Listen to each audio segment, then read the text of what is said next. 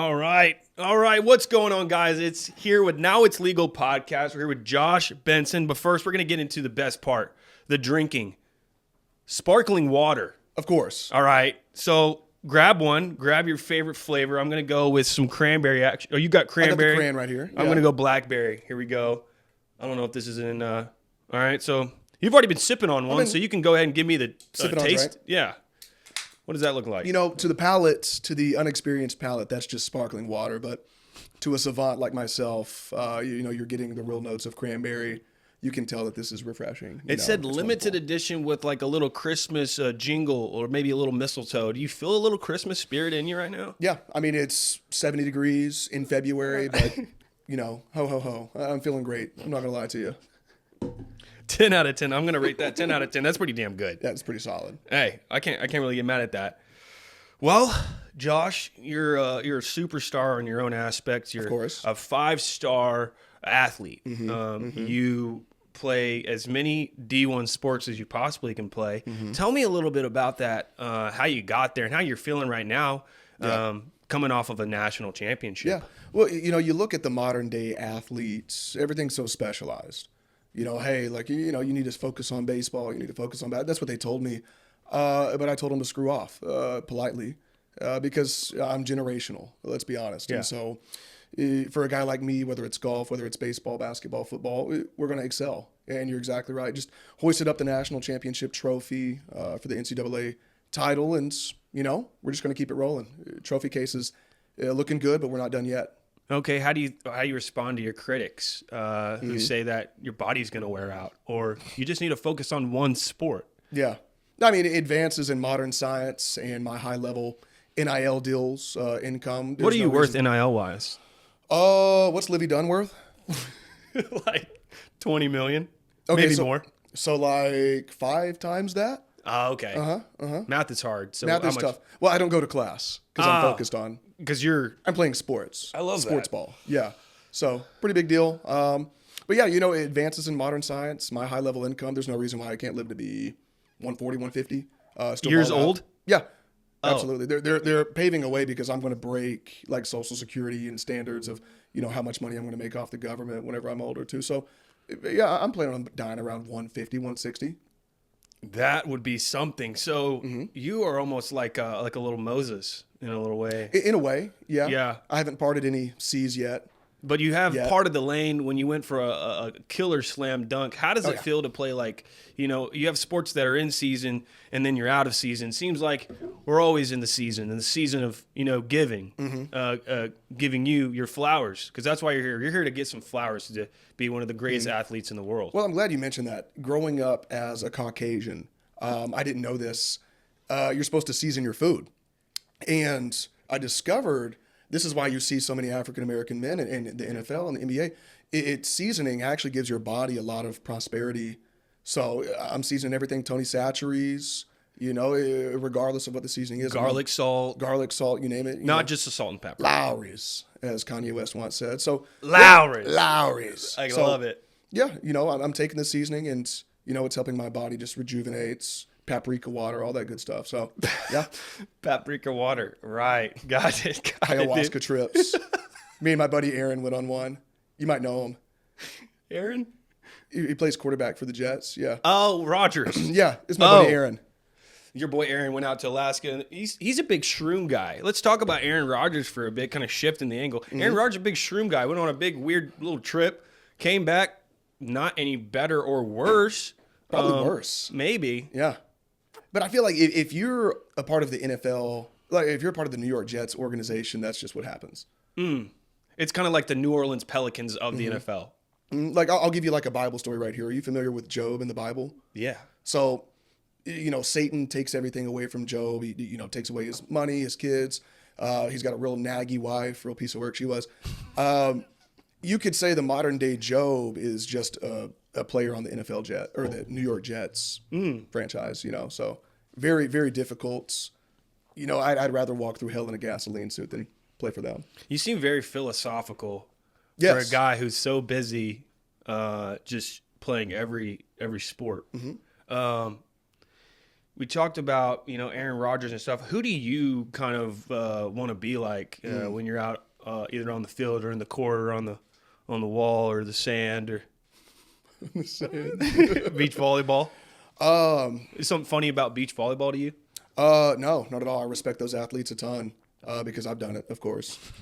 I think I'd want to be like, George Washington, Right. Here's a guy, you look at the underdogs that were the 13 colonies. Goodness, we're not supposed to beat the United Kingdom. No. We're not supposed to beat them. But you get a guy in, he's 6'6", which at that time, if you're 6'6", that's like today's 7'6". George Washington is 6'6"? Huge. Yeah. Really? Massive guy. A lot of calisthenics. They didn't have weights back then, so he's probably doing a lot of push-ups. Wooden teeth. I think you've seen the Shane Gillis bit on it. Yes, yes. He's borderline, probably mentally retarded. I really model my game after him because I want to be so philosophically borderline mentally retarded that I can step into any sphere and win. Feel like you can just dominate in that area. Absolutely. I can dominate the Brits. I can dominate the New York Jets, anybody. Yeah. So to compare yourself to a guy like George Washington, I think, wow, like, what do people come up to you and say, Josh, we're talking about Josh here. Josh, what do you compare yourself to? Where do people compare you to? I guess that was a horrible way to ask a question. No. Yeah. I think you mentioned it earlier, Moses, a little bit of Moses. You look at guys. What about like, Sabrina Carpenter? I've heard some comparisons there. I've heard Serena Williams. A lot of Serenas. Serena, yeah. Serena off of what was the witch show growing up? My twin witch sisters or whatever. What is it called? Wizards of Waverly Place? Yeah, wasn't that a Serena? No, that's Selena. Golly. Selena. What was the Selena that got shot? That was another Selena. Anthony, who is the Selena that got shot? Selena. Yeah. No. I think it's so amazing that Selena, beautiful woman, got shot, and then in solidarity, all Hispanic women after her, stood in solidarity and said, "We're not going to have ass now that she's gone." We're gonna, we're gonna take the ass out. We're gonna put everything up front. Yeah, front bumper. Yeah, I've got a buddy that's really into Latinas, and I was thinking the other day, like, this is strictly comedic. I don't want to get political here, but I was thinking, like, if I was president, who would I deport? And like the first people were Disney adults, get them out. But I was also like, I think I would deport my buddy Landry. He's done nothing wrong, great guy, but he would just be in heaven, being in Mexico, in Mexico or anywhere south of that. He's just a big Latina guy. So wow, yeah, and he's just loved him for forever.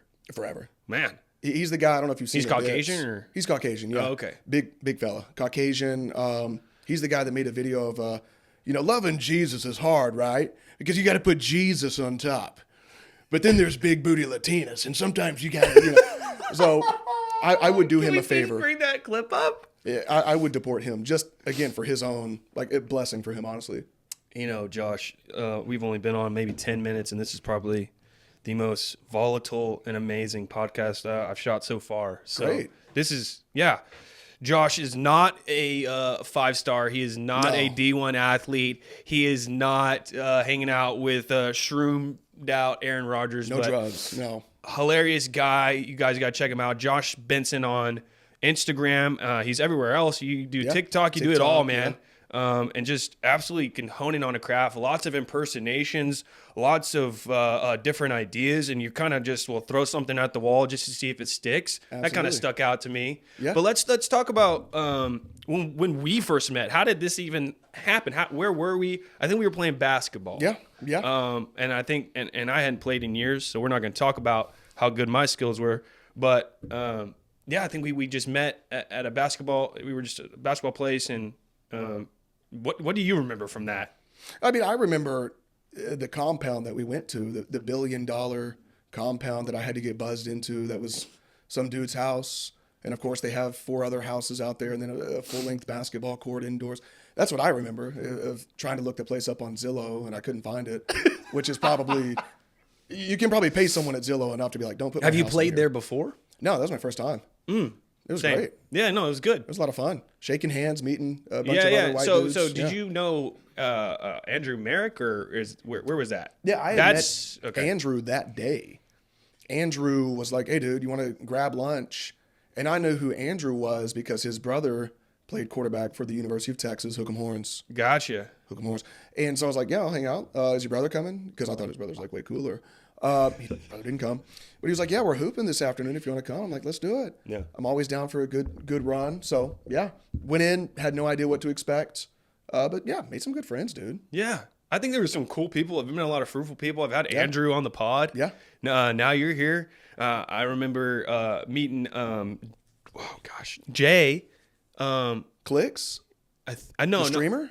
No, I didn't meet Clicks. No, I didn't meet Clicks. He randomly pulled up. That was great. Yeah. It's like, what do you do? Yeah. He's like, I do work in everything. finance. You know me. Yeah. He's like, you know who I am. I play video games 12 hours a day. I'm like, that is insane, brother. Good for you, I think. Yeah, I know. He's killing it. And I know he's working with CrowdSurf and all of that. So just super dope stuff. So we kind of follow each other on Instagram and we just kind of, I've always watched your stuff. And then it was earlier on to the podcast series. I probably was on episode 4 or 5. Right after the Baby Gronk pod, right? Yeah. Yeah. Yes, right after Baby Gronk. That was episode 10 possibly. So, yeah. So let's talk about your family and how they kind of play a role into this because, you know, I feel like a little bit of family with you because we've just been able to just kick it and get off to the right start. But you can't pick your family. So, Josh, who is the hardest on you and your family? Well, the hardest on me and my family is the family member that I picked, and that's my wife. Okay, like my dad, my mom, they're very supportive, and like good parents, they laugh at like everything that I do. You know, right? So I feel like if I want to get, I can't relate to that. My parents hate me. No, so like I'll throw a joke at them and they'll giggle at it. I'm like, okay, maybe it's funny, maybe it's not. My wife is my sounding board, right? And I told you this the first time I met my wife, because I'm like, okay, this girl, she's painfully thick, she's gorgeous, she loves the Lord. You know, is this the end game? You know, what's going to sell me on her?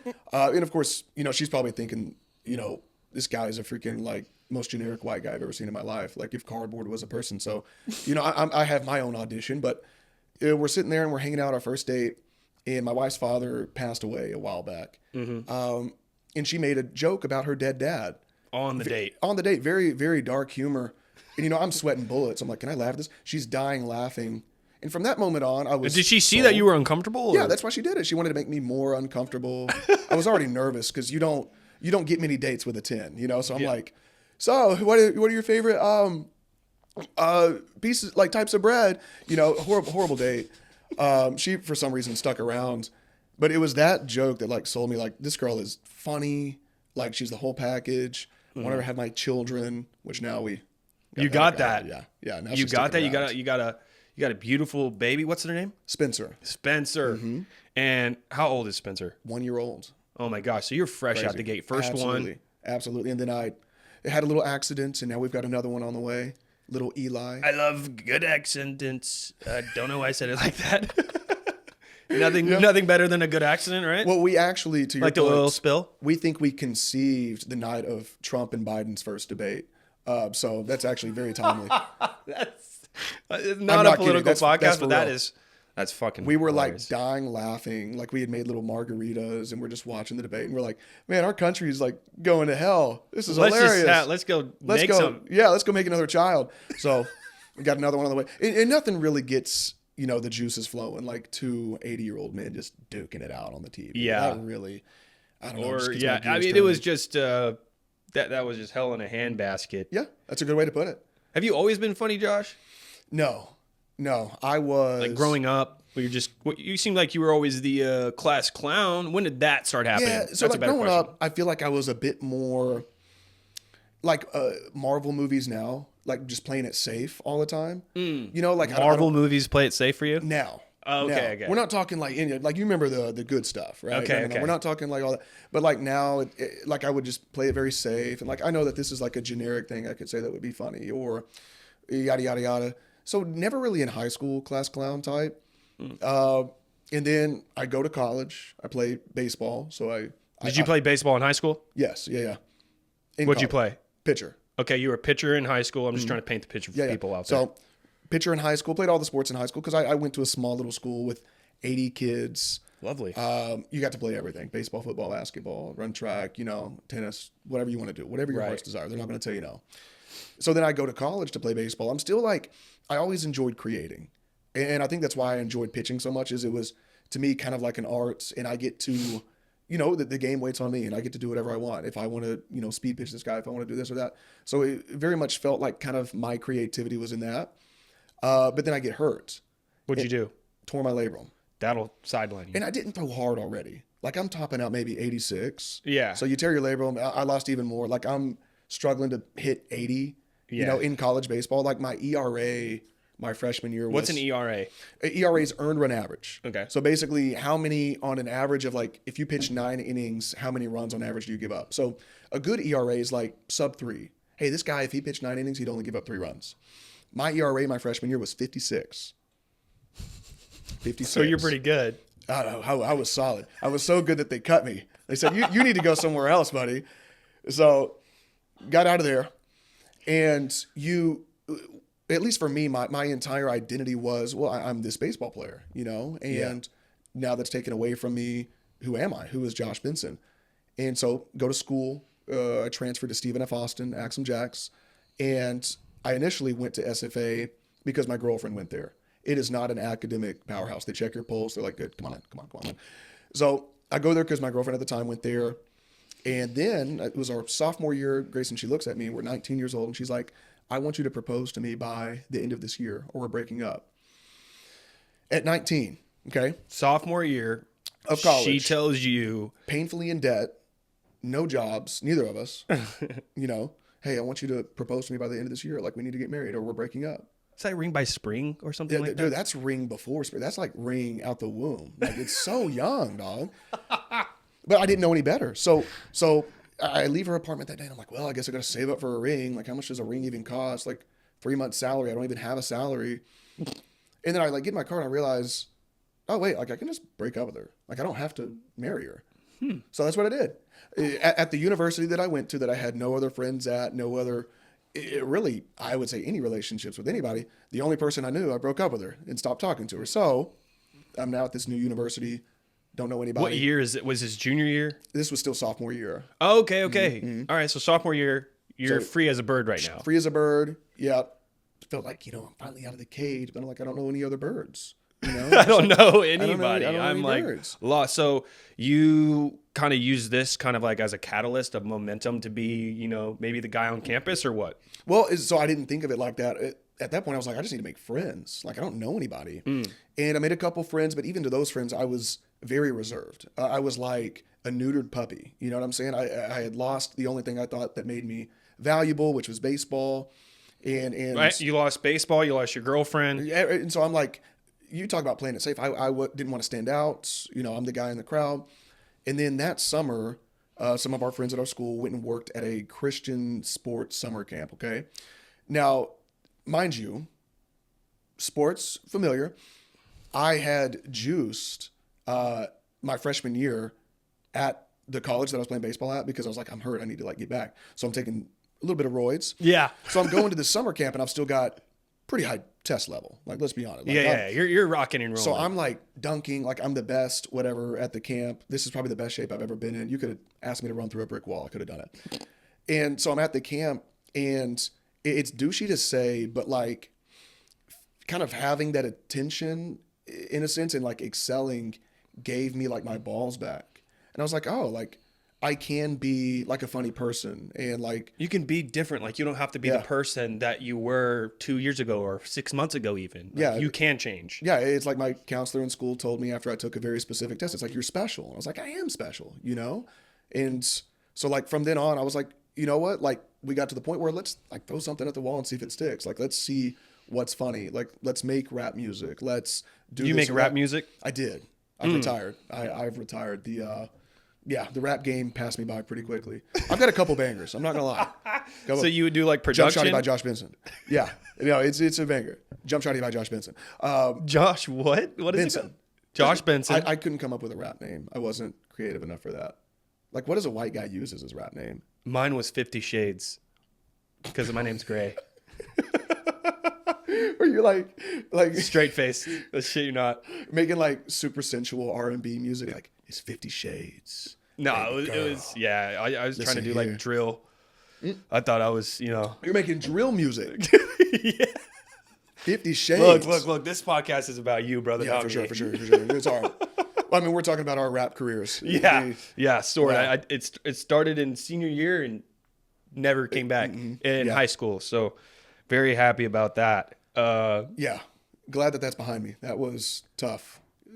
Just reflecting. It was fun in the moment. Oh, dude, it's so much fun. fun. It's like I think as creatives, you kind of find like your quirks and features are like what you're good at, but like you can apply it anywhere. Yeah.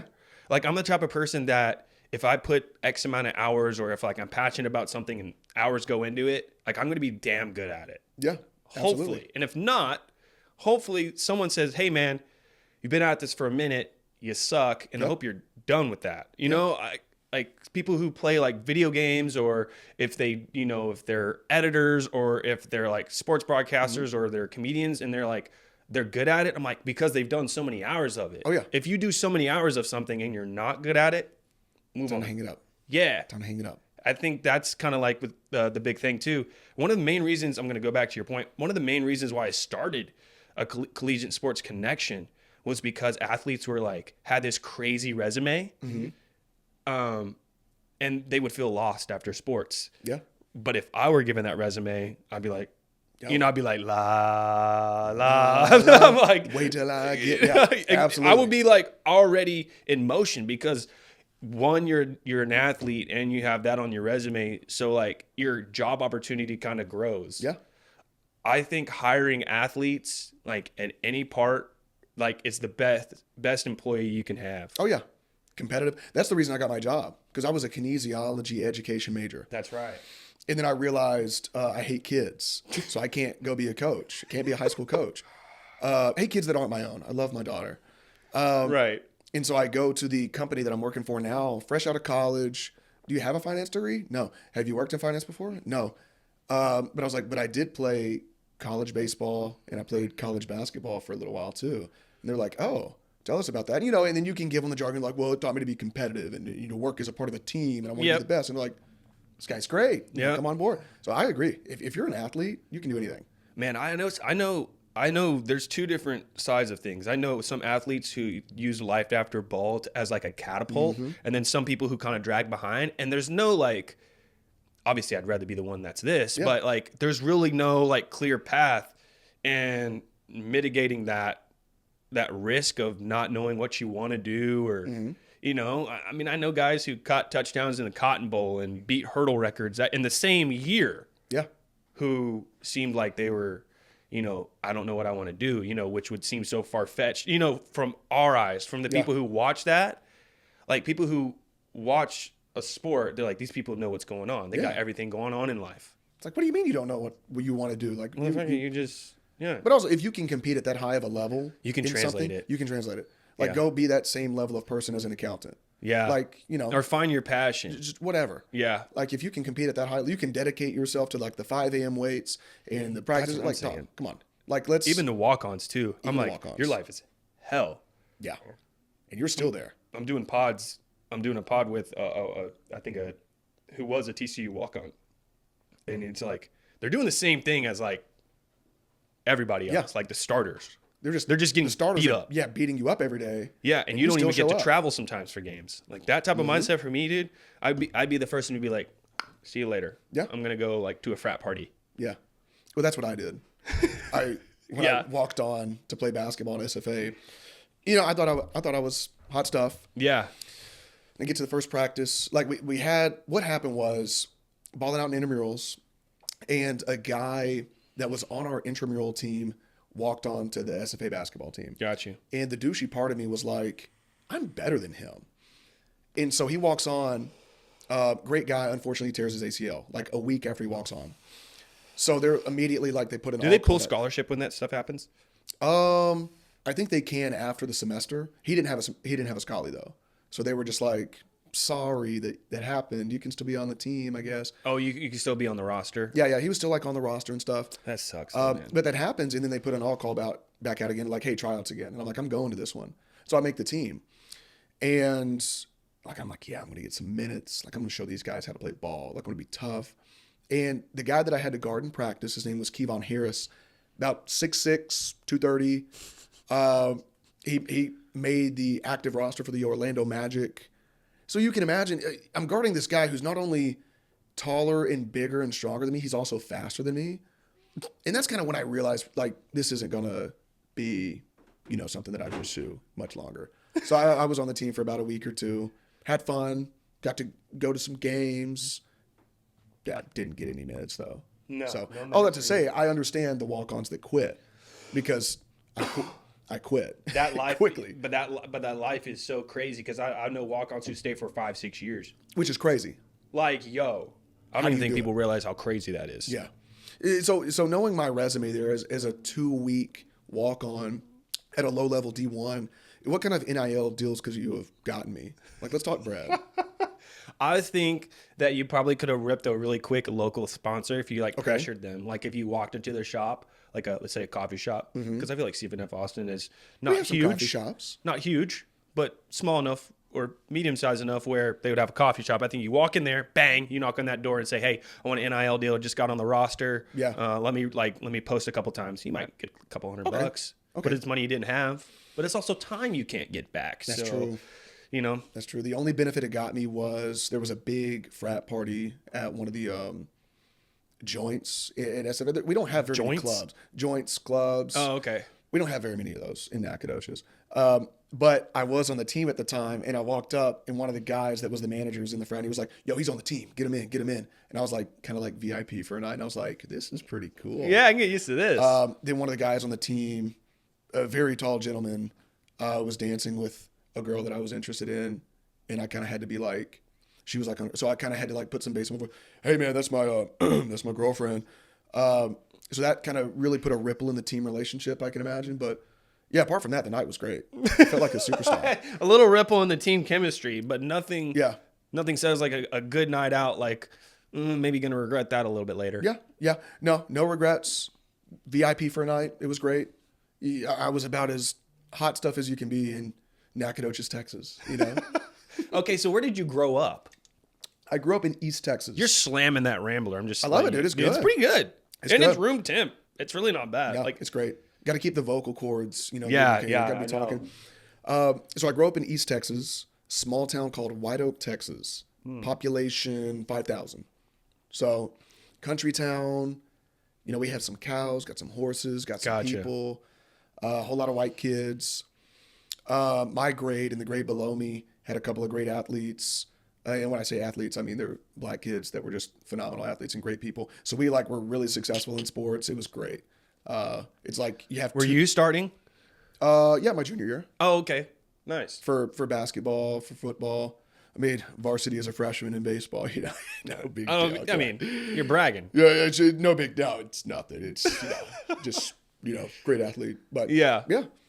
So balling out in high school in East Texas. East Texas. Well, I want to kind of talk about how you get your ideas, because I'm sure people. I mean, you haven't really talked about this, or it's definitely not on your page, but yeah, there's so much content on your page, and there's so much that you can do. You're multifaceted. You do impressions, you do personalities, you do personas, you do, you kind of like, you don't turn over one stone. Like you try it, you go out and you do it. So there's a headspace for that.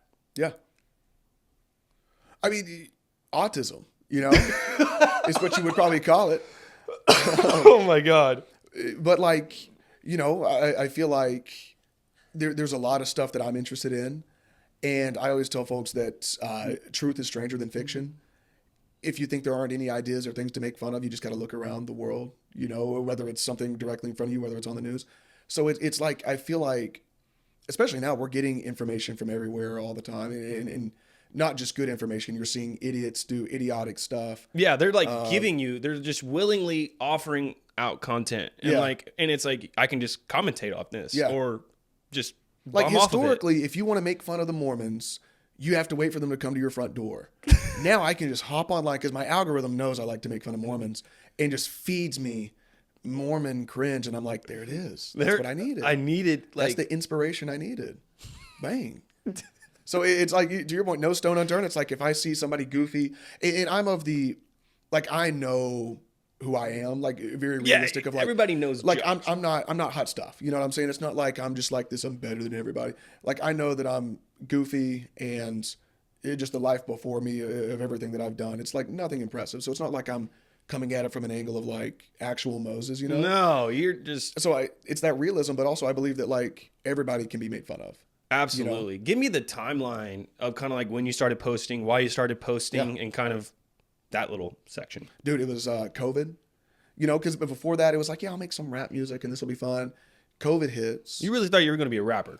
I mean, my TikTok name is Josh Benson, the rapper, because I was like, what a great outlet for me to promote my rap music, you know? So glad you decided not to do that. Glad. Jump Shotty by Josh Benson. So I download TikTok, and I haven't told a ton of people this yet. The first thing that I did, because I was like, at that point, it was still like, oh, this is like a kid's app. You're not supposed to be Musically-esque. Mm-hmm. Yeah. The first thing I did is I would get loaves of bread or little slices of bread, and I would video them to the saxophone melody. What's the song? It's like the. I would video the slice of bread just doing something regular throughout the day, like vacuuming the floor or watching Netflix. It didn't take off. It didn't take off, if you can imagine. Bread? Like a loaf of bread vacuuming? Like a little slice of bread. I would hold it up, you know, and I got the camera. And it's like a piece of bread is vacuuming. Yeah, yeah. And it's just like, yeah. And the account was called Bread. And I was like, yeah, the bread's going to you're going to see a day in the life of bread. That's funny as hell, though. I thought it was hilarious. Like, I'm cracking up. My roommates at the time. All 24 views. You're cracking up. 24 views. I'm like, did anything hit or? No, not really. Nothing really took off. Damn. So I was like, you know what? Maybe I'll start to put the face in this stuff, and you know, still kind of whatever. Did you change the name when you decided to put your face on it? Yeah, I changed it to my name because I was like, it's not bread anymore. It's not bread. I mean, wish I you're white as bread. Name. Yeah, but not bread. Hasty, brother. Me too. I'm neon white, dude. Yeah, I'm glad we got good editors. I'm ready that make for us the look summertime. Tan. I'm ready to get tan again. I'm ready for that. Like I look sick. Seriously, like if you didn't know me, like I look sick with. I have like no color on me. No melanin. I look like a Make-A-Wish kid. Absolutely. I look like there's something wrong with me. I remember I had a friend in college. His name was Donovan, awesome guy, who was, he was primarily black, but he also had a little bit of Native American in him. And he would always let you know. He's like, I'm light skinned. And I remember he was on our intramural 7-on-7 team, and we would play, and we'd go out in the summertime and run around. And Donovan would always have like a bucket hat. He's got longest sleeve, like a jacket, leggings. And I'm like, Don, it's like 110 degrees. What are you doing? He's like, JB, listen, if I get too dark, the snow bunnies aren't going to want me. So he explained to me at that point, he's like, the summer months is y'all months. You got it. But he's like, when wintertime comes around, y'all go away. It's my time to shine. So all that to be said, y'all go away. Y'all go away. So in the winter months, I'm kind of just like a recluse. Like I can't leave the house because it's like this. I can't, like, yeah, how am I supposed to function with this? It's just not my time. So what were we talking about? I don't know. We were talking about kids. We were talking about rap career and then transitioning over to bread, because I was white as bread. Bread, yes. White as white bread could be, brother. So you transitioned over. You finally started putting your face on camera, and you changed it to Josh Benson. Mm-hmm. Bang, and then all of a sudden, and I grew up in the church. And I so your first content was like satire church content, or yeah, pretty much. Okay, I grew up in the church. Explain that to people, because some people may hear that and be like, it's not what you think. Yeah, I'm not making fun of Jesus. That's like the one hard no that's always in the content. We're not making fun of Jesus or the biblical principles that. It's more of the ancillaries. Yeah, what is an ancillary? That's a big word, dude. I don't know that word. Define ancillary. Come on, Siri. Providing necessary support to the primary activities or operations of an organization, institution, or system. Bingo. The ancillaries. Yeah. Absolutely. It's like making fun of the people that do goofy things. Do you know what idiosyncrasies are? Golly, that's another big word. I can tell you. Where'd you graduate from? Dude, I graduated from Tarleton, bro. Online. They don't teach those words at Tarleton. Define idiosyncrasy. Idiosyncrasy means a mode of behavior or way of thought peculiar to an individual. Sure. Yeah. Emotive behavior. Yeah. Or a way of thought of like the hey, what's up, dude? Like Yeah, exactly. I Like love a Jesus douchey and- guy. Yeah. That That's like uses Jesus as to a uses Jesus to manipulate women. Like, God told me that you're my wife. yeah. Have you seen that before? Oh yeah. Really? Absolutely. I can't say I have. I grew up super deep Southern Baptist. I've been a Christian my whole life, and so we had a great church in college, and we talked about this in college. It's when you have a great church that's primarily college kids. First of all, the church is broke. You don't have anybody tithing. Yeah. But you also have college kids who are making the dumbest choices possible. So you have people on Sunday morning who like blacked out the night before. And so it's kind of, you see a lot of You just see like idiosyncrasies. or the fuckery. That's another good word for it. Yeah. Of just like people figuring out life. And I say it because there's like a ton of grace, because I was an idiot too. Oh yeah. But, you are a part of that group. Yes. You participated in that. Yes. That's how you know to do that. That's when how I first you know. started, the people that would be offended, like, I can't believe you're doing that, blah, blah, blah. And it's like, I'm making fun of me. Like, this character is based on me or something that I said Or saw. that I'm still like lying awake at night, cringing over, like, I can't believe I like said that to this girl. I can't believe it. So like, that's what it is. It's just poking fun at the goofy things that happen in the church sphere that are kind of like, oh, we'll turn a blind eye to it. Yeah. Like, oh, we won't really, because, it's still, he's a Christian and we know. Yeah. It's well. like, and they seem so like tiptoeing around certain subjects, but it's like, Let's just call a spade a spade. Yeah. Like, let's call it what it is. Yeah. Like, that's just him being horny and using Jesus to like hook up with a chick. Like, and it's not supposed to happen, but like, just because it happens in church doesn't mean that we can't talk about it. Or like, yeah, and it doesn't mean that Christianity is bad. Yeah. You know what I mean? No, it's no, like no. there's bad things that happen in Everything. all parts. yeah, that's the point. It's like, this doesn't mean that Christianity's bad. There's an actual philosopher, I believe it's G.K. Chesterton. He's dead now, so like can't have him on the pod or anything. I don't want him on my I mean, he's an interesting cat, okay? But one of the things he says is the validity of a religion, and I'm going to butcher this quote, but the validity of a religion is based upon like its ability to make fun of itself.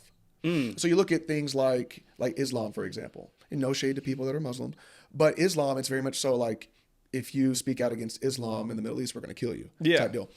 I believe that something that makes Christianity very valid and very applicable and very true is our ability to look back and be like, look at how goofy we are. Yes. Like, this is kind of crazy. I believe that God came down to earth in the form of man, died on a cross, and that's going to erase my sin.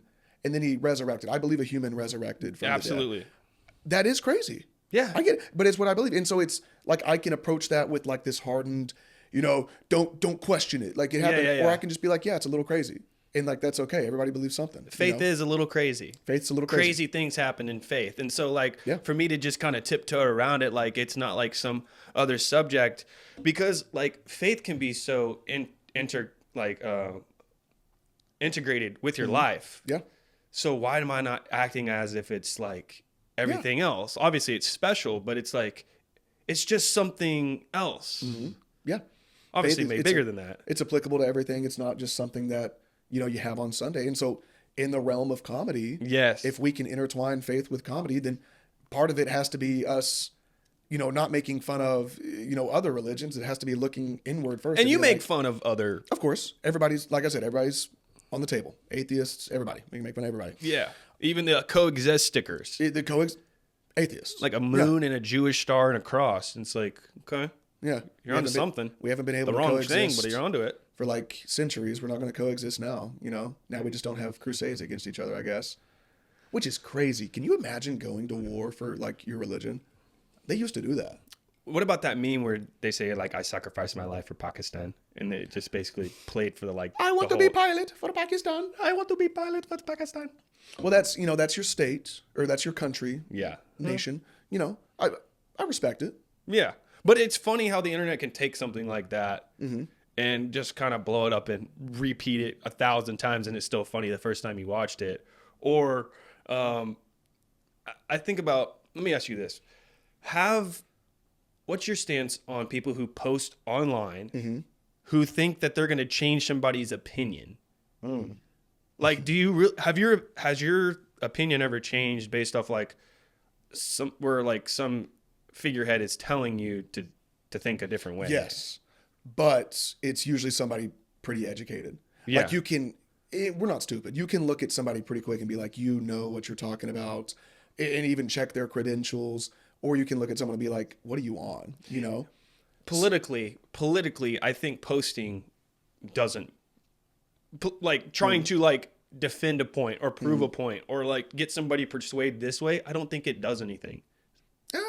I feel like I've been persuaded one way or the other. I like that. On like issues. Yeah. Like pressing issues. Yeah.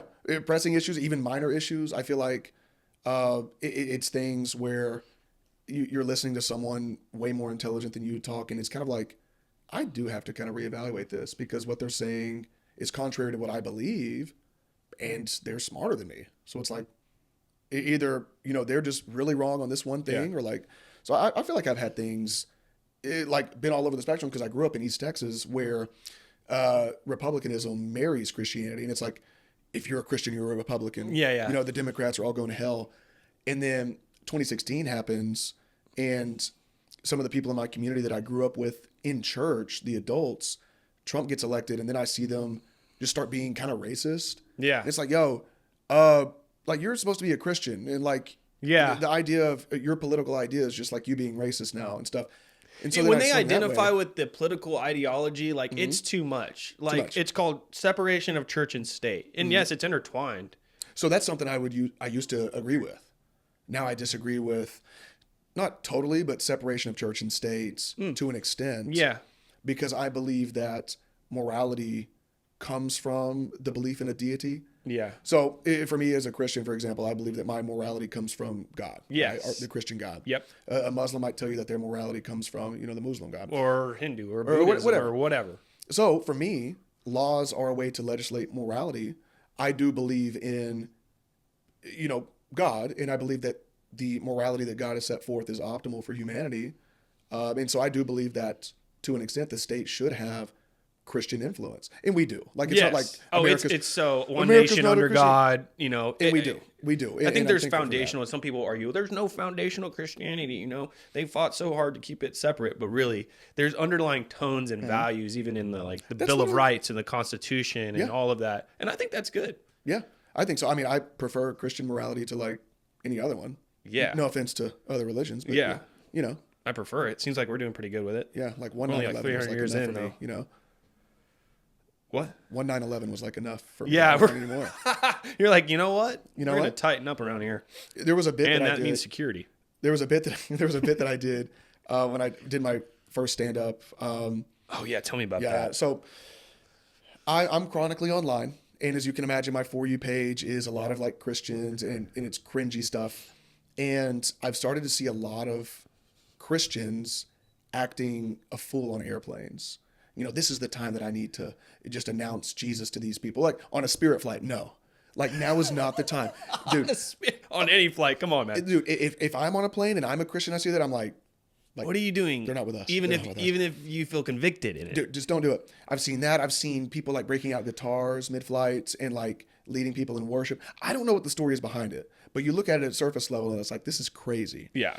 I've seen it enough now to where if I see another video like it, I'll start to see comments like, oh gosh, like I hope there aren't any Christians on my flight. Like I better not see any charismatic Christians getting on my plane. I'm going to be so triggered, blah, blah, blah. And it made me realize that in the year of our Lord 2025, we are now the number one religion that people don't want to fly with, which is very difficult because not too long ago, another religion was like at the helm of some pretty bad experiences on airplanes. Yeah. We passed them up. Like the Muslims had a Kansas City Chief dynasty on bad airplane experiences, and we just went Philadelphia Eagles on them. We just dethroned them, which is so crazy. That comparison is crazy. But that's to the point, like we're talking earlier about where do you find your content? It's like cringy, crazy stuff like that. Well, it's all around us. Mm-hmm. It's all around us. And let's talk about your portfolio of just kind of different things you've done and kind of like what's your favorite bit to do? Where have you found most success? All that. I would say my favorite bit still is when I find like a prosperity gospel pastor who, to a regular person, it's so obvious. Like you're just like grifting people for money. Yes. Like And- people who are like, buy this holy water. By this holy water. I've seen pastors that go on like tours of preaching. Tours? Like Yeah. Justin Bieber? In their private jet. Yeah. All over. International, bro. Brother, like pastors going to Africa grifting. Do you know how like messed up you have to be to like grift people in Africa? Like going and they take a tithe everywhere and it's crazy. Yeah. So my favorite bits are still making fun of those guys, but also like calling them out by name of like being confident enough that like I know that you're like an absolute snake. Yeah. And this is who I'm making fun of you. I'm dude. making fun of you, like Taylor Michael. I'm making fun of you. Gotcha. Like Rodney Howard Brown. Like it's you. This is the character, because usually I like the like facade of like, Sure, this is Church Chad and what's this about? keep it omnipotent, or kind of keep it. Like who is this about? Oh, this studious. might be about Tim Tebow. I don't know. Yeah. But when I get to like say their name and be like, you're a grifter, and it's kind bad. of like a Kendrick moment, like they not like us. You know what I'm saying? Am I allowed to say that? Yes, absolutely. If you say they not like us 3 times real fast in the mirror, I think Kendrick appears to you and he's like, Yeah. he'll give you some words of Bloody wisdom. Mary, Bloody Mary. He just comes and he's like, mustard. You're like, ah! So, but that's my like they not like us moment. Of Yeah. Just like, yeah, like you're a phony and I really don't like you, and so I'm not gonna let the internet know, and hopefully, Yeah, it and does I'm well. gonna tell you about it. Yeah, Lovely. a lot of fun. All right, I want to take a little break, and I need to use the bathroom. Drink some and- Ramblers. Yeah, drink some Ramblers. But we'll be right back, dude. Killing it though. Holy shit. Let's go. Oh my god, I can hear them laughing. They've never done that. Laugh, you know what I mean? those Like that's pity laughs are hilarious. real No, you can chat back and forth. I chatted back and forth with it for like an hour and a half. Obviously, we won't hit the include Benjamin too hard and you're yeah, like, yeah. Wait, can you tell you- me? Can you tell me what we're gonna do, Frankly, people? Chat GPT. Okay, so right here I have an ID from my Yeah. boarding school. Here, you can hold it. Thank you. Are we rolling right now? Yeah. Okay. So, what do you think of this, buddy? What's your first impression of Grayson Blake in 2011? Golly, dude. I was looking at it earlier. You look like Michael Cera. Who is that? It's Oh, dude, the guy with Juno. Juno guy. You look You're a like a bad young person. Michael Cera. Were you socially awkward like Michael Cera? Maybe a little bit, yeah. I'm sorry. That sucks. Yes, that you look like a young Michael Cera. Okay, I'll take that. Good for you. That's one you can go to. How the many grave with. girlfriends did you have in this period of your life? I have a story. I didn't have a lot of girlfriends, but the girlfriend I did have in 2013 invited me to a J. Cole concert at VIP tickets backstage, and I dumped her and said no. Oh wow, Yeah, flex on him, idiot. that was so dumb. That was dumb as hell. You could have met J. Cole. I could have met J. Cole. Was this a white girl? This was a white girl with dark hair. Have you ever dated a black girl? No. Okay, I feel like they would. Like you. Yeah. No, I feel like I feel like I get along with anybody. You got like the confidence. You've got style. Got the little swag going Just a on. little swag. Nothing crazy. Maybe it's the boots. Maybe it's the freaking alligator boots. Maybe it's the haircut. I'm getting a haircut tomorrow. Mind if I cracky crack? Do it. It's so pure. That's a pretty good, like, Coca-Cola actually has like a specific sound that their cans make Don't sound like that. when you open them. Yeah, they have like their own pitch and tone or whatever. But let's talk about your content, because that's where we left off at. Yeah. And you're talking about so many different things. We were talking about the things that you like to do, the parts that you like to play. Yeah. I really want to talk about your corporate office bit. I think that's so good. Yeah. Obviously, these are very real experiences. Yes. Very real, dude. And so much that they translate, and all it is just a hyper-inflated, maybe dramatic, over-exaggerative version of what you've already experienced. Yeah. Just kind of tell me of that and just dive me into the part. How many times does it take to do a take? Dude. I mean, with corporate videos, not many, because it's like I live it Yeah, like you. every single day. Just so many goofy things. Like, we talk about like making fun of the funny things that the church does, but it's just like that in the corporate world. Like there's so many goofy things that are like, very PC and very business. And like, it's like people don't talk like this. It's like one reason I was telling you about Severance. I love Severance so much because that's like the TV show. Yeah. Not severance packages. I would like a little severance pay. Yeah. Wouldn't hate getting laid off and getting a nice little golden Get a little freaking stimmy, but but yeah, dude, frankly, no, it's like crazy, like living in that, and like you have to talk the jargon, but it's like no one talks to each other like this in real life. It's so nuts. Like the different software applications, and then like performance reviews, and the whole COVID thing of like 2020. It's like our company values your health mentally and physically, and that's why we're going to work from home permanently. What do you think of work from home? I love it. Yeah. I can see why a company that loves to micromanage wouldn't like it. Yeah. But like, I get a break. Like everybody gets break time. I love when I'm working from home and I can take a break and go take Spencer for a walk. Mm-hmm. Or I can go cook up some lunch. Like I don't have to do whatever. And then corporate breaks, like, cool, I'll sit away from my computer and like go to the break room. Yeah. Where there's like a couple of Nice. refrigerators and people that I'm like awkwardly acquaintances with who I work with, but we have nothing in common, Right. One of those ones. Brutal. So yeah, I love working from home, but I can see why, the big, companies that have a million different employees are like, no, you need to get back in office because it's like We need productivity. micromanagement, productivity. Nah. Not a big fan of that. Not I'm a gonna big fan. scroll through. I'm gonna scroll through the Instagram of you right now, Josh Benson 32, That's me. and we'll put it out. Bing. Let's go. And let's see here. I'm scrolling, man. I'm gonna do what everybody should do. Your one with your wife got 2.3 million views. That was a good one. That was her idea. Really She's funny, dude. killer. I'm telling you. She's got it going on. What I'm going to do is I'm just going to go and read the caption that you have. Okay. And you just kind of fire react to it, okay? Okay. POV, the Christian actor that had non-speaking role in a movie 7 years ago. Oh my gosh. POV, you're getting dumped by your situationship in Portland, Oregon. Oh, that one was so fun to me. Oh my gosh. Have you seen Portlandia? Yes. The TV show? Yeah, I've got some friends up there, like in Seattle, like Pacific Northwest, and they swear Portland is just the weirdest. Little town. I guess it's little. No, not relatively little speaking. town. I guess that was more. But just like the weirdest, like one of my buddies was telling me, he's like, yeah, we'll pop down to Portland because it's beautiful. But he's like, well, you'll go to dinner and there's a million different people dressed a million different ways. And some of them are just weird fits. And then somebody at dinner will just take their knife and start clanging it against their drink. And you'll be like, what are you doing? Oh, this is something I've been doing because the chakra imbalance and the sound tone actually, whatever. And it's like, there's some quirky people out there. like you just have a mental disability, like there's nothing about the auras or the chakras or this sound wave. Yeah. So Portland's Got a little. it seems like a weird place. Maybe I'll go there one day. Definitely feels like a weird place. You did one where you impersonated your wife. She was pregnant Yeah, at the time. You asked the circumcision specialist why he got fired. Yep.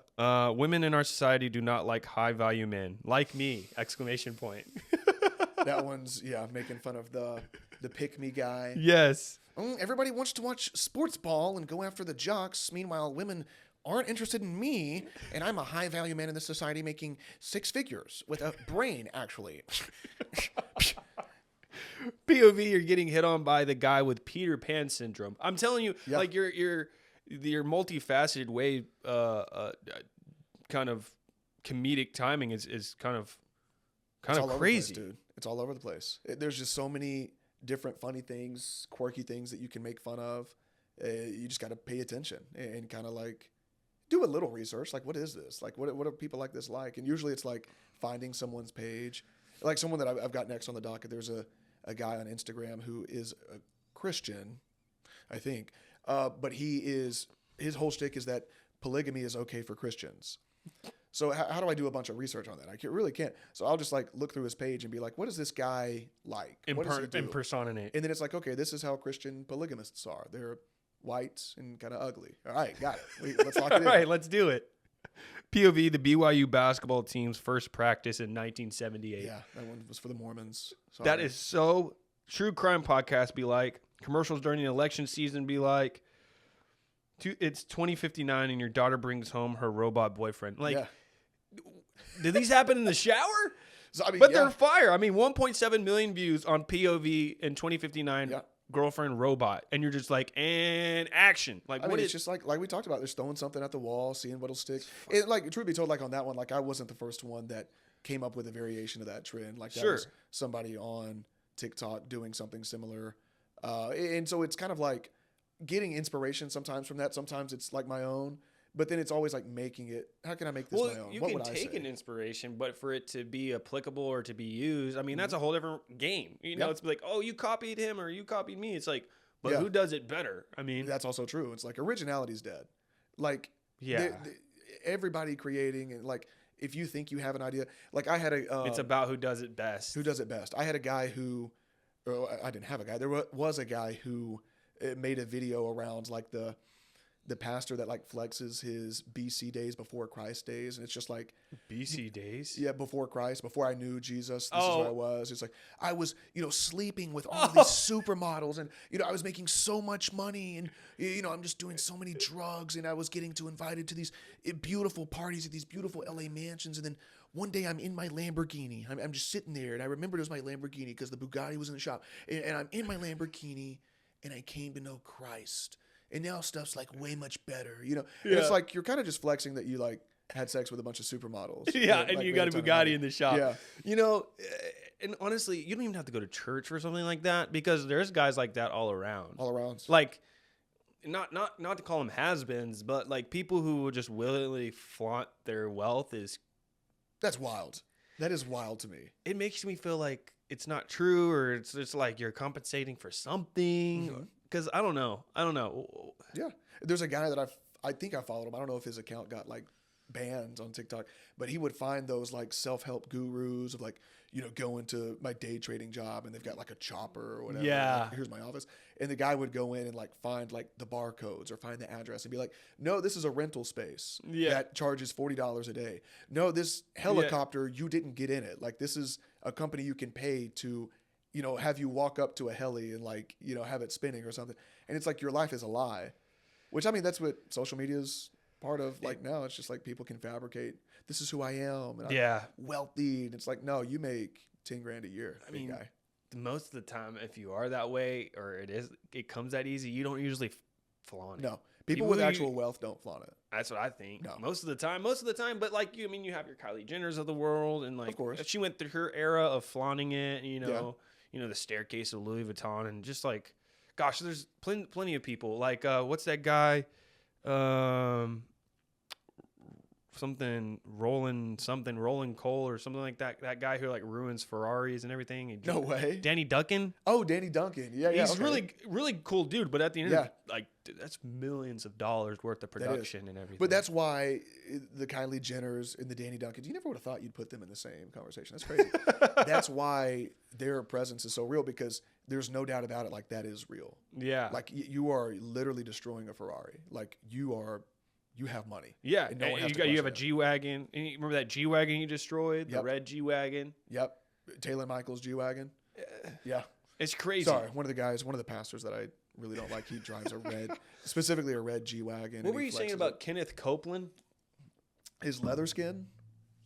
What? He's got like leathery looking skin, like an old couch, bro. That's not what I was talking about. I'm talking about like, so you were talking to this guy and he's like, he knows, or he grew up in the Kenneth He grew up in his ministry, yeah. Oh, like, wow. Saw it from the jump. So he's got like the inside scoop, which is just crazy. That whole ministry, dude, is... It's like, so brainwashed. It's kind of sad. It's brainwashed. And there's a spectrum to Christianity. So like, you think about politically, there's a spectrum. In Christianity, I don't know if I would put it on other ends because we all believe in the same thing. But I grew up Baptist, Southern Baptist. So we didn't speak in tongues. We were not very charismatic with our worship. Like we wouldn't run around and there weren't flags. It was very much so like if somebody would have came in speaking tongues to my church growing up, we would have burned them at the stake. They mental illness. But you have charismatic Christians like Pentecostals, for example, who are full-fledged. Like if you haven't spoken in tongues, you're not a real Christian. And this is what worship looks like. You're supposed to run around with a flag. And I believe that there's some truth to it because I think there's some great charismatic people that I know. But all that said, Kenneth Copeland is very charismatic from what I've seen. The spectrum, though. And so it like in that world, like in the Baptist side of things, there's not as much brainwashing, I feel like, because it's I don't want to say dead, but it just felt very dead from a sense of like. Well, I think it's all about the experiences that you have. Yeah. Like, I feel like, growing up in the north in New York. That's like, true. Being a Baptist in upstate And that's New York, probably and different. down south. Like, down south is just so different. Yeah. And I think you get this melting pot, and I think a lot of people are starting to, people move all the time. So I think there's always kind of like it's got the world is like the college transfer portal, just constantly moving around and everything. Church transfer portal, yeah. I'd like to take my talents to the Presbyterians. I would take my talents to the Texas Presbyterians. Yeah. They've got a great I'm going to go to package for the me. Idaho, whatever. Yeah. You're a Fort Worth guy, right? Yeah. Or you're East Texas, but you're in the Fort Worth area. Yeah. Masonic Temple. You know what I'm talking about? Like the Illuminati folks? No, the Masonic Temple in Fort Worth, like right next to the 7-Eleven. You've never seen this? I not know what this is. No. Really? Show me a picture of this. Is it Christian? It's Masonic, so it's Freemasonry. Yeah, that's the Illuminati. They're like connected, aren't they? See what I'm talking about? That looks crazy. That's right next. That is on what's it face? That looks like the type of place that doesn't let ladies like show their It's ankles. it's on Henderson Street. I've never seen that place. The history. I want to go now. So the Masonic is chartered by the state of Texas in 1929. 10 participating bodies.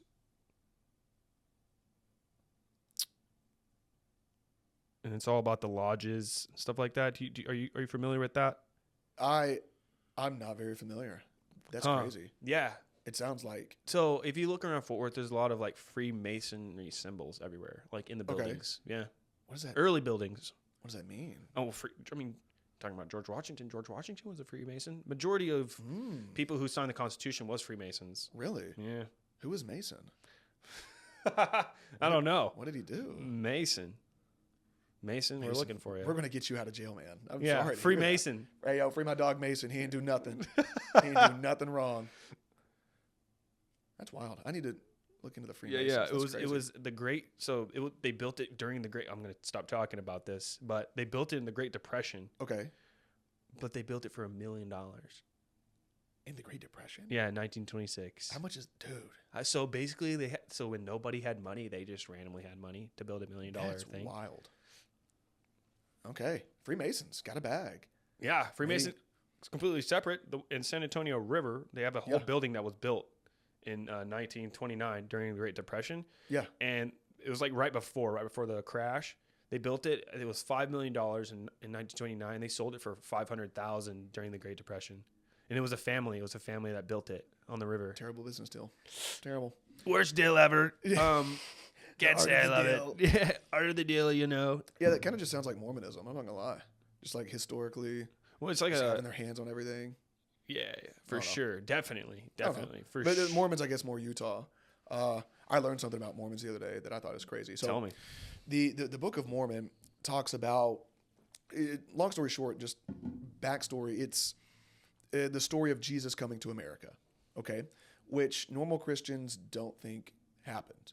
And I want to clarify, Christians don't believe that Mormons are Christian. Anyways, so it's the story of the ancient civilization that was here when Jesus came to America, and the books. This is essentially what- they found. Mormons believe. they believe, and that's what the Book of Mormon is, because Joseph Smith found. So it. Jesus does a world tour in Jesus the USA. was international, bro. He was in the USA apparently. They believe that the Garden of Eden. The USA is only 300 years old. Well, I guess modern day USA, North America. There's nobody really here. Native Crazy. Americans. Okay. Anyways, Native Americans. like okay. they believe that the Garden of Eden, where Adam and Eve, they believe that's in Missouri. Not kidding. Anyways, back to the point. So there's battles that are detailed in the Book of Mormon of like millions of ancient people that lived here dying in these fierce battles and blah blah blah. But there's two kind of things that I've heard from the book of or from the Mormon religion as to why we can't find any artifacts from these battles or any, Right. You would think like we still can find, and of course it's a little You can closer. find stuff from the Ming Dynasty. Dude, come on. Yeah. So the explanation, there's two things. One, the Mormon church has bought the lands that these battles occurred on but it's sacred ground. We would never dig into this and, dig up the artifacts to prove it, blah, blah, blah. But there's another theory that I saw, I think, from some crazier Mormons, that the Smithsonian and the museum system in the United States confiscated all the artifacts, but they don't want to put them on display because it would prove Mormonism as true. So they have all of these ancient battle artifacts hidden in the catacombs of the Smithsonian that, we'll never see the light of day because it would confirm that Joseph Smith was right and blah, blah, blah.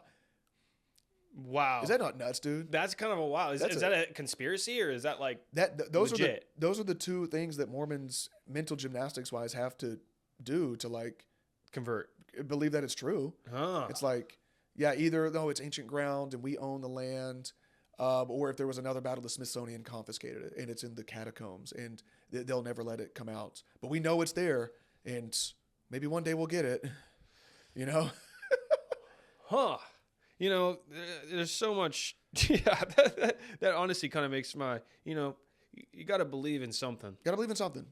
And I'll say this, Mormons, they're all like, I would say just hot people. They're great looking people. So I get it. If you're brought up in Utah and you're just around these glowing people and like you got a lot of money, I probably wouldn't question it. I'm glad I didn't grow up in Utah. I get like a G-Wagon when I'm 16 and like, I wouldn't question it. Yeah. You're I'd just be like, yeah. I'm here for the ride. Thanks, Joey Smith. This is sick. Yeah. But when you look at it, it's like the most like fabricated ploy. I did like a deep dive. Like I've spent hours obviously on this, you have a dude. lot of knowledge on this. I do. Fortunately or unfortunately, like so much. Well, it's like you're doing the bits and everything too. So I mean, it's like you that's probably you probably get a lot of people who are maybe frustrated with your posts, or maybe they kind of what do you do when you post? And obviously, if they don't know you or they're just on the real side, like they don't know that that's like your content, like that you're not just like bashing on Christians or whatever that people may think you're doing. So how do you kind of negate that? How do you?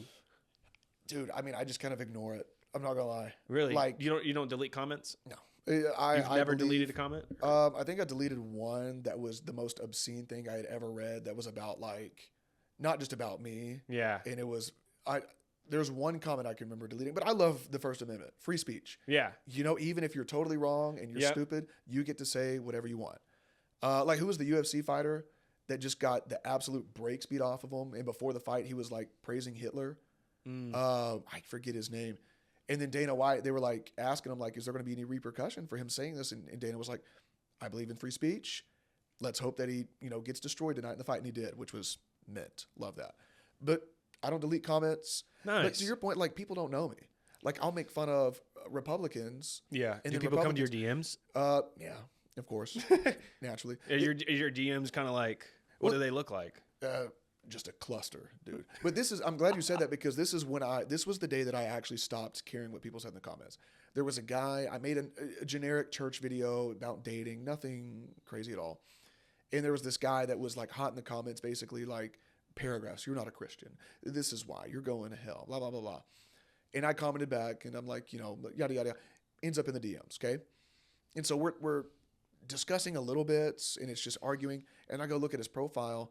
And the guy has a lot of stuff that would resemble someone who's like a white supremacist, okay? Yeah. Like crazy stuff. So I say something about it in the DMs. I'm like, I'm not taking all this from a white supremacist, dog.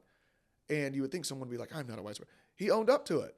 He's like, I am a white supremacist. You think that the races should commingle? I'm like, what is this dude on? Yeah. And so from that moment on, I was like, this is the kind of person that's like in the comments that can't take a joke. It's like people who are like, legitimate white supremacists upset with my Republican videos, you know? Or if I make a video making fun of Democrats, the people that are... You're pretty even. You're pretty 50-50. I try to be 50-50. Honestly, I mean, the content's there. The content's there, and everybody's so goofy.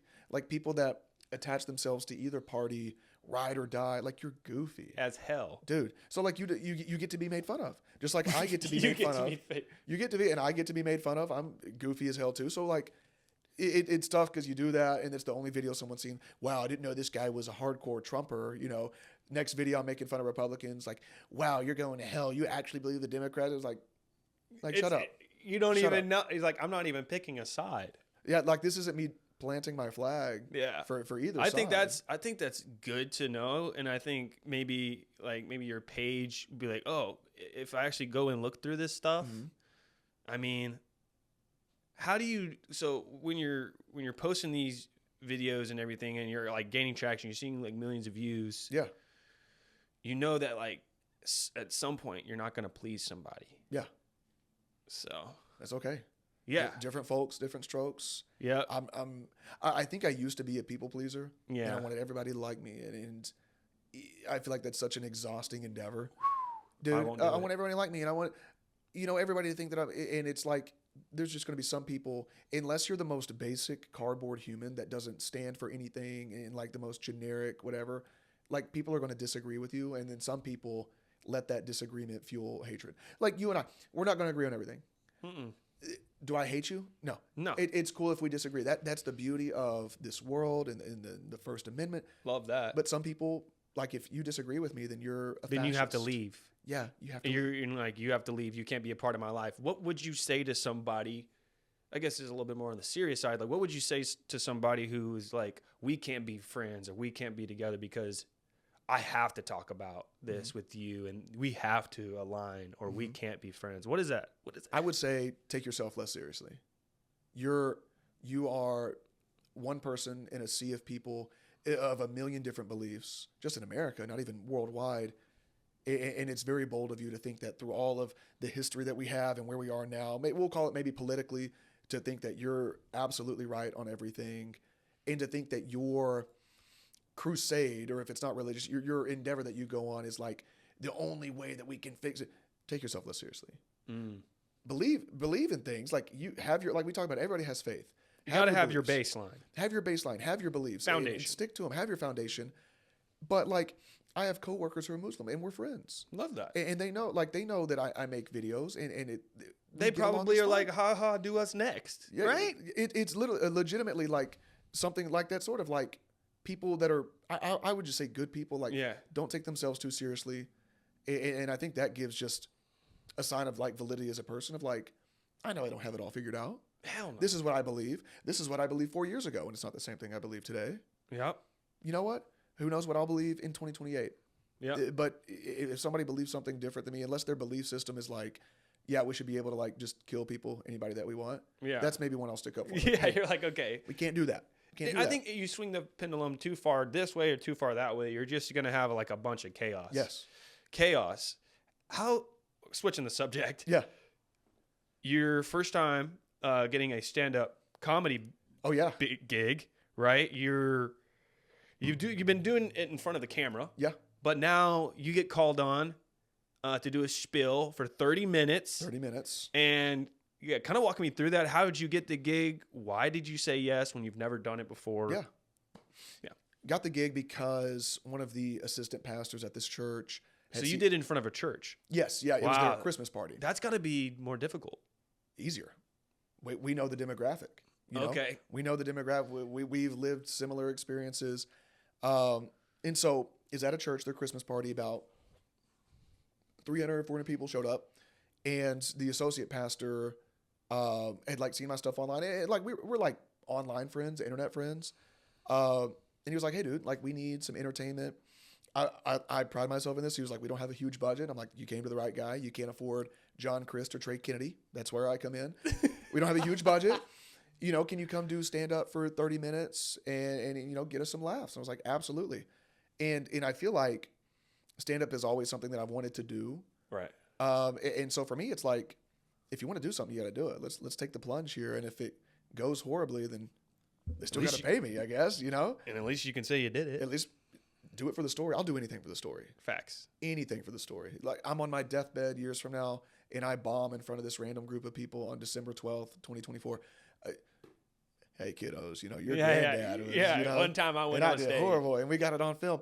So I'll do anything for the story. Take the plunge. And so I was like, let's do it. And it ended up going great because, kind of like we talked about, we knew the demographic. It's Christians. We know the kind of humor around that. Do a little bit of research, right? Like I found out that the church, it's a phenomenal church, great group of people. Good. Is smack dab in between, because it's in Colorado, a weed shop and a strip club. Not kidding. So like stuff like that just comes to fruition. Like I can make fun of this, and so it was nerve wracking. And I think I was telling you about this earlier. It's like I knew that I wasn't qualified, so I kind of had to like trick myself into thinking that I was a comedic genius. It's like, yeah, they hit me up for a reason. Like, yes, I am, the Kanye West, 2010 Kanye West of comedy right now. Let's do it. Like, I have to do it. I have to do it. And so that's kind of what it was. It's like you trick yourself into thinking you're a good comedian until you become a good comedian. Plus, you kind of wanted this, right? You were like, Yeah. dang, I want to do stand up. I want to get on the other side of this. Yeah. And you were able to grab some film too, Got so some that you're film. able to replicate it and send it out and maybe even get some more gigs, right? Absolutely. Yeah. Got some film. Want to see like, what did they laugh at? Because, you probably remember things differently. So like, For sure. what was funny? What landed? What was the timing like for this? And to your point, like, hey, this is what stand up looks like. I've had some other offers come through already. So it's like, cool. Like we're getting the ground rolling on this a little bit. Nice. So do you have like a manager? Yeah. So Which tell is me- crazy. Yeah, So wild. that's crazy. Yeah. I have management and they like find brand deals and they man the email and they take Nice. care of all that, which is hilarious. I never would have thought I'd have a manager. No, It's no. awesome. I mean, you're so well deserving of it. And what has been some of the extracurricular stuff that you've been able to do based off the platform that you've given yourself? I mean, dude, extracurricular. I mean, I met my wife because of TikTok. Like I remember, single guy slumming it up. I'm living in a house with like 5 other guys. Lovely. It smells good too. I Dude, bet. That's where COVID started, right there in that house. And I see my wife on social media, and this is when I was kind of getting some traction. Things were starting to go. So I didn't know if she would even, has she heard of me? I see her on a buddy's story at like this conference, and I'm like, she's painfully thick and so beautiful. Yes. And she's at a Christian conference. Like I know she's a Christian woman. And then I'm like, she wouldn't give me the time of day. Yeah. This woman wouldn't ever. So whatever. Next thing I know, she comments eye emojis on one of my TikToks like a couple weeks later. And I'm like, oh. Yes. Fled to the DMs like a Syrian refugee. Just fled, hit her up. I'm coming to Dallas. And so that's like one extracurricular. I made some amazing friends and got to do like podcasts like this. Yeah. I've gotten to like MC events and promote cool events and just meet cool people. Any free stuff? Tons of just random free stuff. Love that. Sometimes it's really cool. Sometimes it's like, why did Yeah. this doesn't make any sense. Like I had a company that does for men, they do intimate spray. What does that mean? Think your intimate parts. You spray yourself before maybe intimacy. And they were like, we think this would be perfect for your brand. And I'm like, you sure? What pokes out to you? Yeah, like what really stands out to make you think that? So sometimes it's like, but like, yeah, free stuff. And like, Do you ever do commercials? I did a commercial with Elevation Church Nice. for like, they were coming to Dallas and they have an awesome like production team. They've got the whole setup. Yeah. And they were promoting their summer camps, which Yeah. for Elevation is huge. And they wanted to do like a Theo Vaughn-esque Right. type of skit. And they already had the script written out and like they rented out a space. So I got to do something like that. I got to be a part of a documentary, small part of a Yeah. documentary called The Netflix? Religion Business. They're trying to get it on Netflix and Amazon Prime, which is crazy. Yeah. If I ever see my face on Netflix, I'm going to act a fool, dog. Like, so You're just so cool real for that. opportunities like that of like, this never could have happened. Right. And we're just rolling with it. And who knows where it'll go. Yeah. Like right now, the priority is the family and taking care of the kiddos. But like, one day maybe like it does go into a stand-up tour or maybe it does go into like acting or whatever, That would be awesome. Yeah. It's like the same reason when I started the pod. It was like just a vessel of communication. Yeah. But now it could be, you make it anything you want. It's like And you that's get the better end with goal. it. You get better with repetition. That's the end goal. You have a story to tell. Like I have a story to tell. Like you have a story to tell and get to like a certain platform of like, yeah, people need to hear this story. Whether they think it's funny or not, that kind of depends on them and how good of a communicator I guess I am. But like Yeah. everybody's got a story and you get to like tell that story and you have to take the jump and like set yourself up to tell it. It's not going to happen while you're sitting in your room just watching Netflix, not doing anything, No way. So when you started kind of like taking off and everything, what was your like biggest growth like you saw like just content wise and like where you went on a stretch? Because here's the thing, consistency is very hard in this space and like Yeah. just posting and like not running out of like creative juice, you know what I mean? Like you can be like, oh my gosh, like this might be funny, but like I'm tired. Yeah. I got a kid now. Yeah. I still got to post like, cause I love doing what I do. Like this podcast stuff is just like golf. Yeah. Love playing golf. love golf. But this is better than golf for me. Yeah. This is a hobby. This is great. I did turn down a round of golf to come here today, just so you know. You're a bro for that. That's how important this is. Wow, that was baller of you. Yeah. So Where were you golfing at? I think it was what's the course called? Texas Star, North Richland Hills. Gotcha. Area. So I don't know. Well, I appreciate that. Of course. Which it was rainy anyways, so it turned out great. Talk about quickly Nerd Studs. When you walked in here, the new studio, new podcast set up. So I got here before you did. I'm committed. I beat Grayson here, and You did. I'm walking around because I didn't know where to go, and I saw the Nerd Studs, and I was like, that looks pretty sick.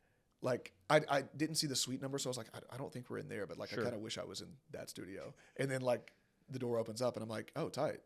We're in Nerd Studs. Yeah. This place is dope. Yeah, they just got an extension out here. First podcast in this room. Pretty Yeah. cool, man. They got it going on. No. Pretty sick. But yeah, to your point, the growth, right? So people, and they still tell me this to this day. Do you remember 13 Reasons Why? The show. I do. The day that show came out, my life was ruined because everybody would tell me I looked like Dylan Minnette, Clay Jensen, the character. So what happened is I'm making the Christian videos, and TikTok was still really new, and like I got to like 10,000 followers. Yeah. And that was really fun. But then I make a video. It's like a trend of like posting yourself now, and then like a picture of you when you were younger kind of comes down. And Yeah. instead of doing a younger picture of me, I just did Clay Jensen from 13 Reasons Why. And that video got millions of views. Overnight, I jumped from like 10K to 50K. Some people thought I was the real Clay Jensen, the real Dylan Minnette. They're DMing me like, your show helped me so much. I was going to kill myself. And then I watched it and I was like, I hate to tell you this. I hate to break the news to you. But that was like the craziest jump, just watching that blow 10 up. to 50K. That's crazy. It was like dude. in a couple of days. It was so nuts. I didn't get anything done at work that week. I'm just like refreshing my phone, just like, watching it. yes, let's go. So that was nuts, dude. That's and then, pretty killer. and being consistent on top of that, right? Just kind of Yeah. staying the course, trying to post at least every day. So, do you schedule out posts, or do you post them like It's usually you're day of. posting them? It's usually day of. I don't schedule Okay. because I want it to be fresh. I want it to be something that like I'm confident in, and I just did. I'm like, yeah, that the vibe is right, and I'm here. Because if I think on something too long, it's going to be critiquing it. Like, oh well, They can tell you. They dealt with that for a whole year. Yeah. I was like over analyzing and never putting anything out, and they're like, "Dude, you gotta." You got to drop it. You know, you dude, don't get you the do- iPhone 8 without the iPhone 2. Yeah. You gotta Like drop you it. got to put something out there, and it's like you're taking a risk and a chance, and it's like, oh, people will judge me. Put that out the door. Who cares? But you know what? I've applied that to my whole life. Yeah. I'm out there and I don't care. Like I mean, obviously I'm going to be cordial. I'm going to be respectful. I'm going to move in a way. course. But like, if you can put fruitful people in your life, surround yourself with a good group of people that are different from you. And I think that, I've had blessings from just like friends and family or just friends who have stepped up Yeah. and treated me like a brother. Yeah. Like that's so rare. Very rare. Yeah. And Like the good more, friendships are very rare. and to your point, the more people you surround yourself with in that avenue, they're going to be real with you. And you know what? It may be sometimes something that like I make sucks. And those people in my life are like, yeah, you kind of missed. It's not really that funny. But they're never discouraging putting something out there. No. It's like, tweak this and then do it. Yeah. Do that. But it's always like, to your point, being consistent and like, I'm going to put something out there. I'm going to put something on tape. And you know what? Maybe it's going to flop, but I like it. And that's enough for me. That's enough for me. Yeah. So how many times do you post a day? So it's usually one video a day. One video a day? Try to make one video a day and then throw it on Sir, TikTok. are you serious? Insta. I mean, yeah. But like I told you, Wow. like I'm sitting there, I'm working and I'm doing my corporate job. And like usually, maybe if there's like a crazy, slow dude. news day, maybe it's like a couple times a week. And it has slowed down once we had Spencer. A child, Yeah, that slowed things down, if you can imagine. Well, you're a baller for that. I don't even think I don't think people realize how much like thought process has to go into. Maybe it is so like, just another one out there. But for a lot of people, I think they like gear up, like me. Like I used to just get really geared up about videos. It's good to do that. Yeah. But I need to produce more. Yeah. Like And it's also who are you that day? Like if there's a day where like, goodness, I didn't even get it. Like, I had to go straight to the computer. It's a work from home day. Yeah. I didn't even get a shower. I look ugly. Well, hey, I'm not always like this. What character do I embody right now? Is this, the middle-aged guy that you work with that just got divorced and he hates his life? Is this, a homeless guy? So it's also kind of letting your the mood. day. Yeah, like, what is my mood? What is my day? Do I can't put on the church chat persona. Okay, do I need to be like the nonchalant, like, type? And like that's it. And so you kind of I let that kind of be a decider, and then like news too of like what's happening in our world, and then kind of let those merge of like what character can we make today? Is it a new character? Is it the same guy? What are we gonna do? Put a towel on my head? Am I a girl today? It's great. I love Vine for that. Just making it to where you can be a girl just by putting a towel on your head. Yeah, and you're like, oh, and then you can just like embody that. Yeah, like it is. I think it's like kind of like a blessing to be able to kind of like morph into this person and become that. Yeah. Because like you're not thinking about anything else. Like if I wanted to talk like this for the rest of the time, I would. A British liar. You're Yes. a bloke. Yes. Henry. How did you know? Right. So if I wanted to do that the entire time, like I damn near could. Yeah. When I was in 7th grade, I did an entire play as Peter Pan in an entire British accent No way. for an hour and a half. It was an hour and a half That's play. impressive. I did it when I was like 7th grade, but it was like no like second thought to me. Yeah. Like just for you. Well, I'm just gonna post one every day, and somebody like me would be like, "Holy, you're doing what every day?" Yeah. But for me, same thing. Like I just do it because that's like the standard that I put myself at. Yeah. And to your point, being You make me consistent. want to post more. I need to post more. You should post more. Just post you like. I think doing Anthony push-ups. and Nick probably agree with that. You should post more. What's the worst that could happen? That's true. I've got a buddy named Bryce who's like the most creative dude I've ever met. Meet him at SFA. He's one of my first friends. He was playing football. He's a wide receiver out there. Kind of similar story. Like he couldn't really hack it. Like wasn't good enough. He's a great football player. He was our intramural superstar, but he couldn't hack it at the D1 level. So dude quits, and then he just like, you know what? I'm gonna play guitar, and he like picks up guitar, and I'm gonna play piano. He picks it up, and he starts playing gigs. And at first he wasn't that good. He's like, you know what? I'm gonna do it, and I'm gonna put stuff out there. I'm gonna film myself singing and doing this. He's transit like into like now him and his wife, they have a company, and they do like event planning, and now he does like physical art, like he builds things. What? He's just the most creative guy, and that's the guy that encouraged me to post more. And he literally like he puts stuff out there, and sometimes it sucks, and usually it's pretty quality, but he's just like, what's the worst that could happen? Like I post this piece that I made, and people hate it, and they forget about it in a day. Great, I'll make another one. And so he giving me that perspective, he was one of the first people that was like, what's the worst thing that can happen to you if you put out a video and it sucks? That's true. The way TikTok is, like, they're going to forget about it in 30 seconds. Yeah. And then you can make another one. Tomorrow's a new day to redeem yourself. Go get it. Yeah, you're right. You're right. That puts a lot of things into perspective. So when you started growing like that, what was your parents' initial reactions? I don't think they understood. Okay. They were like they were just kind of like, what? And I was like, yeah, like I have 100,000 followers now.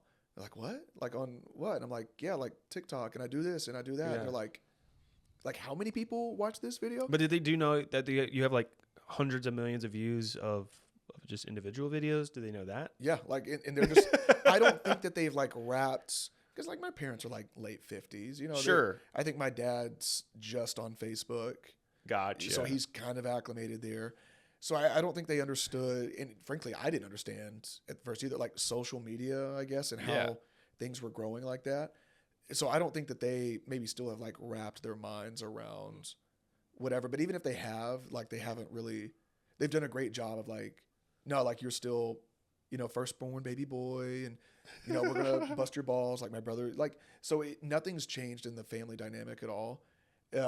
That's a good question, because I honestly wonder if they've like probably wrapped their not minds around it, or if it's just like, yeah, like this is Josh and he makes funny videos and it's our son, that's it. A guy that comes to mind like earlier on in my thing was like Ray William Johnson. You know who that is? Yeah, dude. Yeah. Ray William Johnson, and then the Fred guy. Yep, of course. And then stuff like that. But now it's such a different animal and a different beast. Dude, if you made, so I graduated, I'm dating myself here. I graduated high school in 2014. Okay. I'm 17. So. Okay, so yeah, so we're not old. No. But I remember YouTube. I remember when YouTube first came to the forefront, and it was like Ray William Johnson, Fred, Ryan Higa. Yes. Yeah, How to Be a Ninja. Yeah, in those videos, they were great. It was like when I still had MySpace. That was wild. But if you made YouTube videos, you were weird. This is weird. Like, you do what? Like, you're... Yeah, I did it for a little bit, and I would receive checks from YouTube, but it was nothing like big enough. Yeah. Like, I was just too small-minded. I was too much of a kid. It was too much. Well, what did your friends think of it? Oh, fucking idiot. Yeah. They were like, this is so weird. Freaking Why aren't you like practicing, whatever? Like, I did the same thing. I made a couple videos, and like, it never just got made really fun good of, feedback. and I was like, oh man, like this is kind of like weird, I guess. So I don't want to do it. But now I coached for a year in 2019. And it was crazy watching. What did you coach? High school baseball, basketball. Gotcha. Did a little bit of JV, girls basketball. Gotcha. Like, just Okay. all over the place. Okay. So I'm at a high school every day. I'm like, I was primarily just a gym teacher, which was so sick. But if they needed me to like substitute, like one teacher got pregnant, I was a history teacher for a couple of weeks too. So I was all over the place. Someone got pregnant. So like I'm all over the place, Yeah. But it was crazy watching just from when I was in high school in 2014 Yeah. to 2019. All of a sudden, it's like one day, we didn't have anything to do. And so like I literally asked the kids, and this is a group of like, at the time, 16-year-olds, like, what do you want to be when you get older? Like, what are you going to college for? Blah, blah, blah. 90% of the class, Twitch streamer, YouTuber, influencer. That's it. And that was the norm. That was what was cool. And I was like, dang, like literally just in 5 years, it went from like, you're weird if you put yourself on the internet to like, everybody wants to put themselves on the internet. Yeah. What a weird transition. It is kind of crazy because even people who are like, oh my gosh, they're selling our data. It's like, we willingly put that stuff out there. What are you talking about? They're taking it. Dude, my data's you're not doing worth this anything. and they're grabbing it out from your hand. Yeah. My data's so worth. Like if someone in China wants to know my data. If anybody wants to know anything about my information, you got it. Like, obviously, I don't want you to get my debit and credit card in my bank. Yeah. But like anything else, dude, like obviously. I hate to break it to you. They probably have your debit. Oh, dude, they have my social security. There's probably like they got it all. 200 Grayson Robert Blakes running around. I change my password like every 6 months. Yeah. In the company, we change our passwords like literally every 2 weeks. Yep. I hate it. That's the world. That is the world. That is the world. Is there anything that you want to touch that I haven't been able to go over? Kind of like what do you want to talk about? What do you have going on? What are you looking forward to this year? We're only in February of 2025. Yeah. Man, you got a whole lot. You got a whole lot left. Dude. I mean, baby number 2's due March 18th. So that's like the big thing is just gearing up and getting ready to meet our baby boy and try to figure out how to afford a family of 4. As the breadwinner. Hopefully this podcast gets enough out. Yeah. I'm excited. You're going to cut me that $10,000 check like we talked about. Yep. So I know that you're doing well. That's the big thing. I think stand-up gigs, trying to find some here or there. Have you ever tried doing encore or doing anything like that? What is that? Encore stand-up? Like, is that an app? Yeah. No. It's a place. It's like open mic nights. Yeah, and stuff? open mics and stuff like that. I want to. It's tough because usually like the time when my wife needs help the most is around like bedtime and stuff. And then it's like we finally get to the weekend and like I'm exhausted. I don't want to go do open mic nights. That's something that I think when my kids get a little older, definitely. I definitely want to be like a middle-aged man just slumming it up there. I think that would be so funny. I think that'd be great. Because like it feels like everybody in stand-up's fairly young. Like I kind of want to just be a middle-aged man, like an average guy up there and kind of see what happens. But so definitely want to do like some open mic nights. I think my eventual goal is to like break out of the corporate world and like start my own like show, podcast with a co-host or something. But oh yeah. No, I'm saying right here. Oh, right yeah. here. I was about to say, you want to hop on my show? Yeah, let's do it. Cool. It doesn't exist yet. But all that to be said, I feel like that's the eventual goal, and maybe call it like an early semi-retirement where like I don't have to go back to the corporate world because we're making enough to, let me do, some of the funnier things that offer more flexibility too. Like my end goal isn't, I don't have a dollar sign I'm looking for. Like I want to be able to, if Spencer or Eli, my son, wants to come to me one day like, Dad, I have a freshman basketball game tournament, whatever, and it's Thursday morning. Like I want to go to that, and I don't want to say no because I have work, you know? Yeah. And that's the goal. Like time is everybody's most valuable commodity, and I want the most of it. I like that. Yeah. No, So that makes sense. that's 2025. Want to free up some time. Free up some time. Got one more on the way. Yeah. Um, Might get snipped. I think I might be done after 2, I think which is going to be crazy. you're gonna do it. I'm going to get snipped. Yeah. I don't want to wear it. I'm married. I don't want to wear a condom. Yeah. I can't think of a logical reason to pull out. Good Lord. So yeah, I would love to get snipped if that means that we can just be wifey and I having a blast, you know? Yeah. Well, I mean, I think it's always a consideration too. I mean, And you get actually 2, if you work in the corporate world, you get 2 business days off from that surgery for recovery. So I'm going to plan it during the first 2 days of March Madness one year. That way I can just slum it up and watch a lot of basketball with like an ice pack on my nuts. I think that'd be so awesome. I think that's perfect. I think you're very strategic in the way. Have you always? So I'm wrapping up, but have you always been quick? And then I'll wrap it up. But I've had you for a minute. Like how? Have you always been I mean, I've never quick-witted? lasted longer than a minute, probably.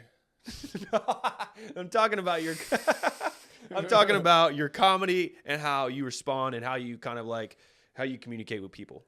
Not initially. Like No. I told you, I used to be like the neutered puppy, and so I would be I know you broke out of your shell, Nervous. but it seems like like the more thought's natural. always been there. But neutered puppy Josh would be like, they won't think that's funny, or that's weird to say that. Don't interject with that. And now I would say more recently, it's like just in this last decade. I don't know how old I am. Sure. It's then been like, yeah, like let the thoughts fly. Yeah. And sometimes it's got me in trouble, and sometimes it's inappropriate. But I feel like I like to think that I've always been quick with it. Yeah. But like I just never would let it air. You Sure. know, I would always, oh, this is funny for me, and I'm going to keep it to myself. And now it's like, you know what? Like if somebody says something and there's this opportunity, say it. They might think you're weird. They might laugh, but who cares? Because Yeah. Why Life is not? great. Why not? I mean, Anthony knows I say some off the wall stuff all the time. Stuff and I would never. sometimes he laughs, and sometimes he's like, He's probably just like why am I working with this guy? exactly. Yeah, I think that's that how it runs through is. his mind all the time. That's great. That's how it's got to be. The only person, that's the great part too. The only person, like my wife thinks that I'm funny sometimes, but my daughter laughs at like anything that I do. The only person that I care to make laugh right now is my daughter. And I can make her laugh doing anything. I don't care if anyone else thinks that I'm funny or if they think that I'm stupid or if they hate my jokes. As long as Spencer and Eli think that I'm funny, and whenever they become teenagers, they'll think that I'm weird and whatever. Yes, they will. But as long as they think that I'm funny, don't care. Yep. That is all that I need. Well, then when they grow up and become teenagers and they're sick of you'll just migrate over to the middle-aged stand-up comedian audience that you were talking about. Yeah, I'll make other people laugh and I'll embarrass them. Perfect. And then eventually, what is it? Kind of whenever you get towards the end of college, you realize like, oh, my parents are pretty cool. Yeah. Like, my parents did do a great job, and I do think that they're pretty funny. So they'll come back eventually, and It'll become that time. But if you want to tell anybody out here who's watching anything that you want to let them know, but man, this conversation has been freaking sick, man. You're hilarious, and it was good finally seeing you just one more time in person. Absolutely, dude. Thanks for having me on. It's been a blast. I don't have anything to plug. Mormons aren't Christian. Sorry. Love you guys though. It's been a blast, dude. Thank you. Josh Benson 32. 32. Josh Benson 32 on Instagram. We'll plug it right here. It's Now It's Legal podcast. It's the first comedian and the first in this studio. So thank you guys. Let's go, dude. Now It's Legal podcast. Let's go. Cool, bro. Let's go. Yes, man. sir. Great pod. It's like, hey, what's up, Grayson? Just got out of practice. Glad we could collaborate. I'm looking to really just build up my NIL, and hopefully get some deals, Yeah, man. No, absolutely. Coming out of Clemson, Yeah. quarterback, star. Yeah. Have you gone to training? How's that right arm feeling? Yeah, right arm's feeling good, but I kind of want to talk about maybe the companies that I could, really work Oh, you want to with. do some deals? Yeah. So like, nothing crazy, like, Nike, Gatorade, Just the small companies, huh? Happy Innings Massage, Woodhouse Spa and Massage, Super Number One Massage. Seems like Panda Massage. I'll stop you there. Yeah. I mean, it seems like, Nike and what's with the massages? Why do you want? I mean, I just feel like it's a great opportunity for something. As long as, do you think they could sign like NDAs before I promote? Like, I don't even need money. If I could just go in and maybe get like a massage from these massage places. Well, Panda massage. your trainer at Clemson and your massage team at Clemson should be able to really take care of you. Yeah, no. So it's something with the hands, a woman's touch, maybe. Well, this is a If you could just give me some NIL brand deal. deals. This is an NIL deal. So what are you looking to get? Do you want them to pay you? No, I just want a massage. Will you pay them for a massage? Well, I'm hoping that I can maybe get some free ones if we can have them sign NDAs because of my publicity. So like Number One Massage, Northwest Massage. I'm sure you're familiar with them. I was down at Georgia before I transferred, and like they got me a massage chair. I need a person. Oh, you want like a masseuse. So how many masseuses did you have at Georgia? None. Oh, so now this is why you're trying to move into the sector, get some NIL deals. I think we can do it. I think, the difficult thing is kind of like how much do you want to be rubbed on, right? How tender, total. Like Total. You want like deep body tissue, Everything. Yeah. So if you can work out some deals for that, that'd be great. I think it's possible. Okay. I can talk to my people. Just send us that list that you got for all those massages. It's great. I'm going to say it's a little alarming. Okay. The plethora and the amount of massages, you've only been in Clemson for about a month and a half now, and you just listed pretty much every local massage parlor. What size shoe do you wear? Don't see where this is going. It's 10.5. There's so Nike, Gatorade, any massages, Feet Finder, Adidas, just really any company would be just fine by me if you could make that happen. These are boots. Got my boots on. Yeah. They only come in no half sizes, so it's an 11. Okay. Yeah. It works though. It fits. That's great. Okay. Yeah. I mean, I'm not taking them off. That was the bit. Okay. No, I like that. Since the cameras are still rolling, he's still in the bathroom. Sure. We can run it back and kind of like action. Do Okay. it again, or do you want to try something different? I think Because here's the thing. the idea was. Do you think people will realize that I'm talking about Deshaun Watson? I think you need to say, I'm about to get drafted. I only want to play for the Houston Texans or something like that. Okay. Or say, hey, they call me Josh, but you can call me a nickname of his. What if I was like, I'm a famous quarterback. Because when did he start? He started doing it, I guess, with the Texans. And then he went with Washington? Cleveland. Why don't you just say... or he just got hurt. Washawn Dotson. I'm Washawn Dotson. Oh, I got it. Because he just tore his Achilles.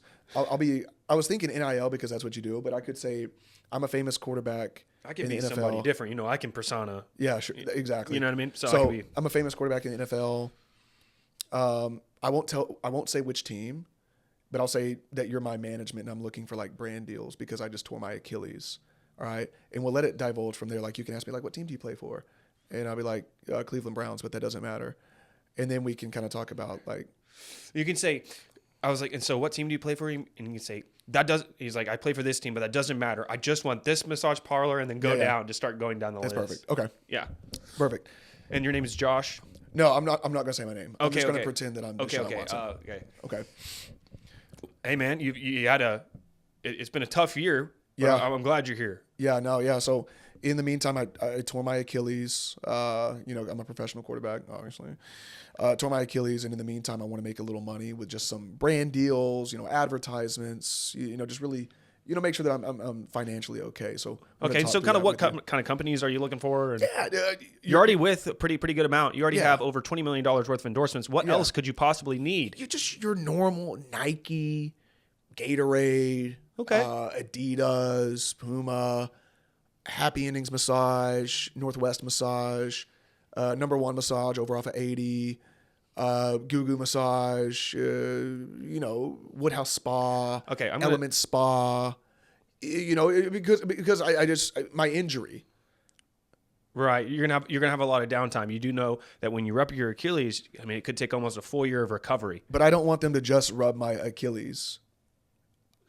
That's your main focus. That needs to be what you're focused on here because we got to get you back out here before the season. It needs to, so the brand deal, I know that I'm hurt. The brand deal needs to include an NDA. I just gave you the list. It needs to be full body and it has to be a woman. Because that's status quo for NFL quarterbacks. I'm a little concerned. One, your knowledge of how many massage parlors are here. I only named like 5. There's 37. Well, in the area. Okay. Well, you know, too 148 many. In the state. Josh, I'm or I don't know if I can do that. I can call the people. I can see what they want to do. Okay. But I don't know. Don't tell them my name. Don't tell them. Don't tell them that I sent. You just say that it's for an NFL player, because the notoriety. I don't want people to know that I'm like. Keep okay. I mean, we can get you more deals, but you need to be focused on your Achilles. What else could you? I mean, I understand that you're going to be throwing, so you need your shoulder done. What else can these? So the Achilles is pretty close to the foot. So like brand deals like Nike, Powerade, Feet Finder. Feet Finder. What's Feet Finder? What is that? It's not important.